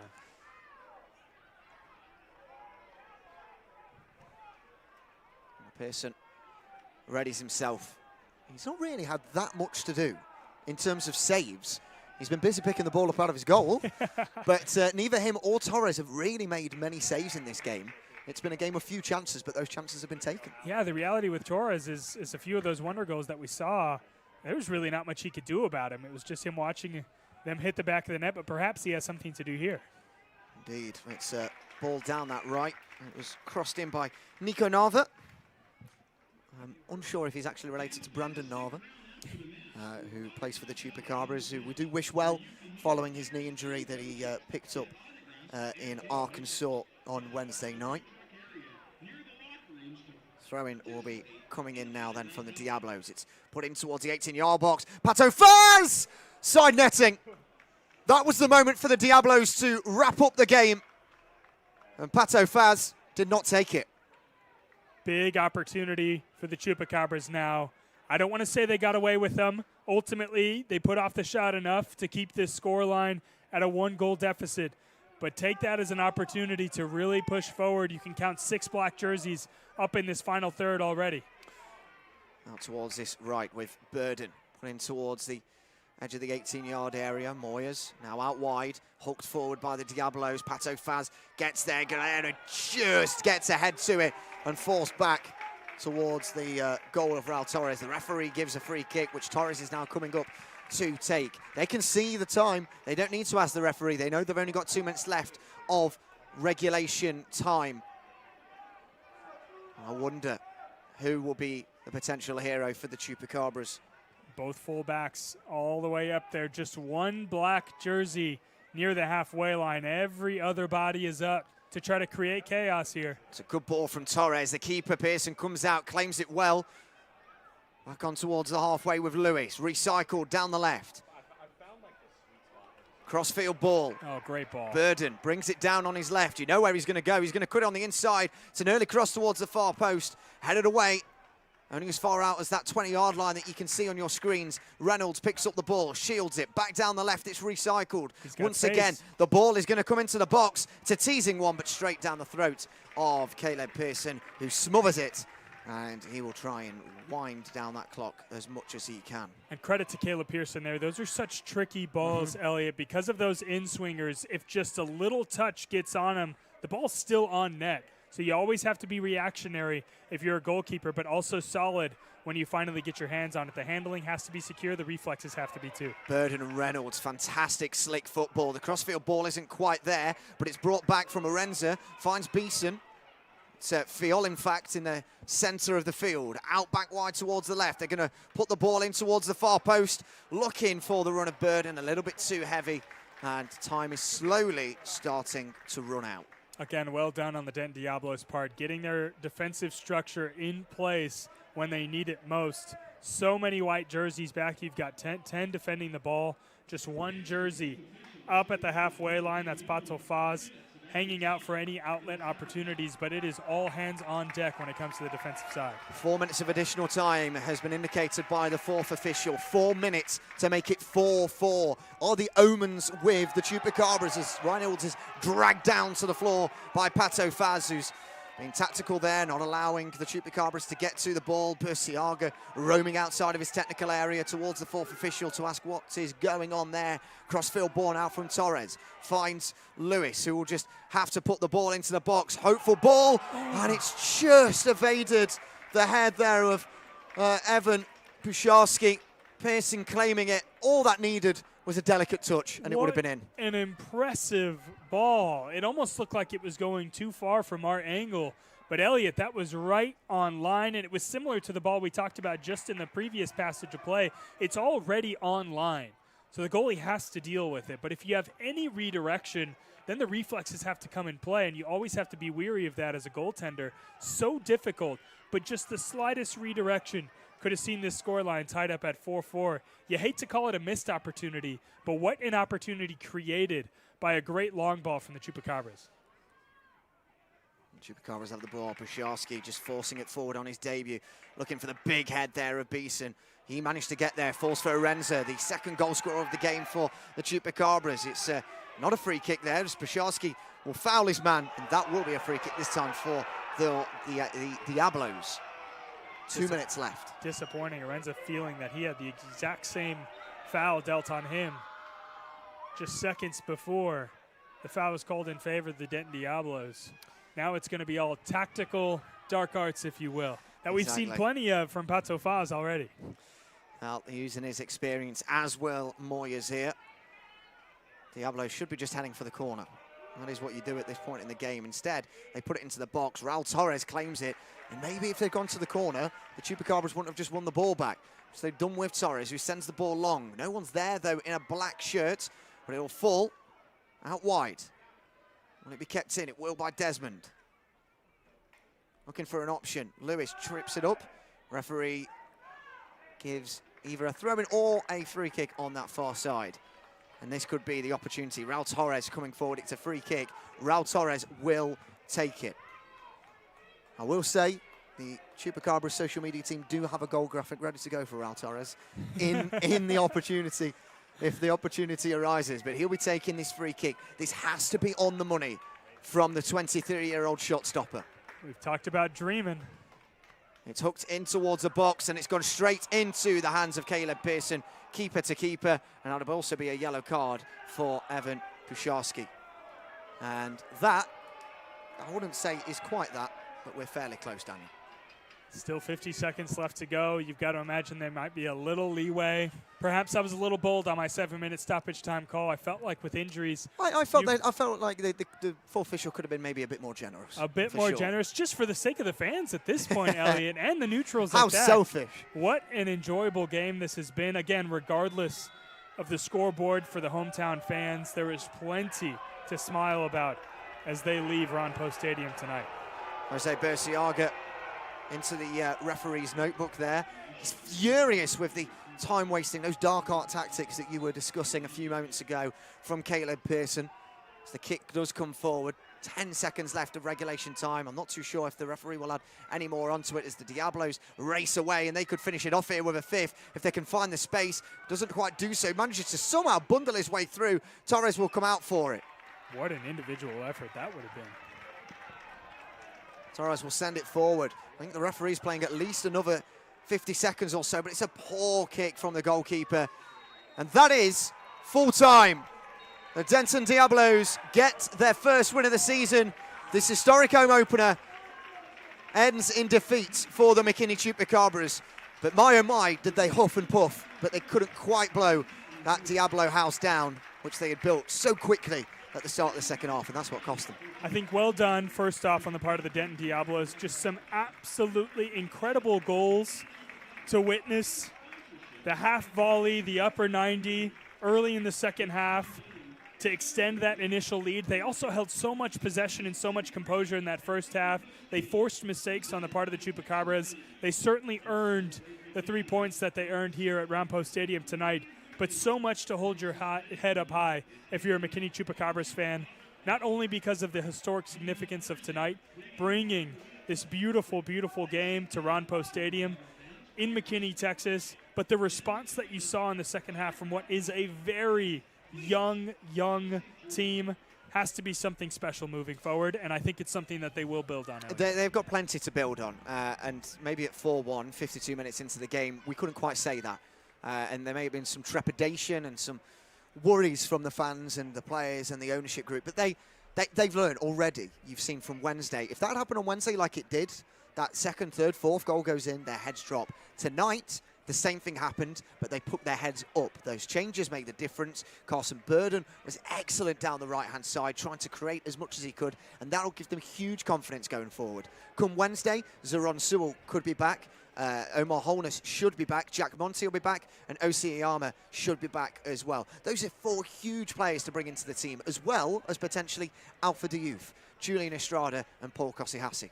Just names that have been thrown around in the short time that I've been in and around the club as some absolute game changers. But you've got to be impressed with just the players that were on the field tonight. I think you found some absolutely fantastic additions to this squad with just 3 more days of experience that they got coming off that matchup against Little Rock, showed that they can have significant impact.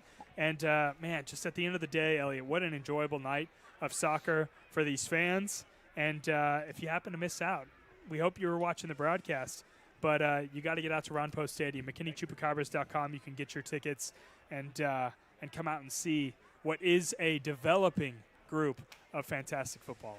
Yeah, wherever you've been watching this around Texas or even further afield. I know we had a few Chupacabras fans in Winsboro in East Texas that couldn't quite make it out to the game tonight. But we do hope you've enjoyed tonight's broadcast on sportsengine.com and over on the official McKinney Chupacabras YouTube channel. When are we back, Daniel? We are back with 2 home games. McKinney Chupacabras, again, will welcome 2 Mississippi teams to historic McKinney at Ron Post Stadium Thursday, May 29th versus the Mississippi Bria, and then we're back at it again May 31st versus Hattlesburg FC. You will not want to miss it. I can promise it will be entertaining at the very least, as this was, and a great way to get the fans involved as the Chupacabras celebrate with the hometown team. Yeah, just going over to clap their support. I'm not too sure of the figure, and I believe it's between 1,000 to 1,500 fans that have attended tonight. And the players, in comparison to Wednesday, I was with the team, travelled with the team, and covered the entire game. it was a silent coach trip home. It was very quiet and very solemn. But tonight, when they go down to Autograph Alley, they'll be excited. The fans will be receiving them warmly and knowing that this can still be a successful season for the team. And it's certainly well-deserved. Absolutely. Well, from myself and Daniel, we hope to welcome you again, either in person or on our live broadcasts. Thank you ever so much for joining us, and we'll see you in the next one.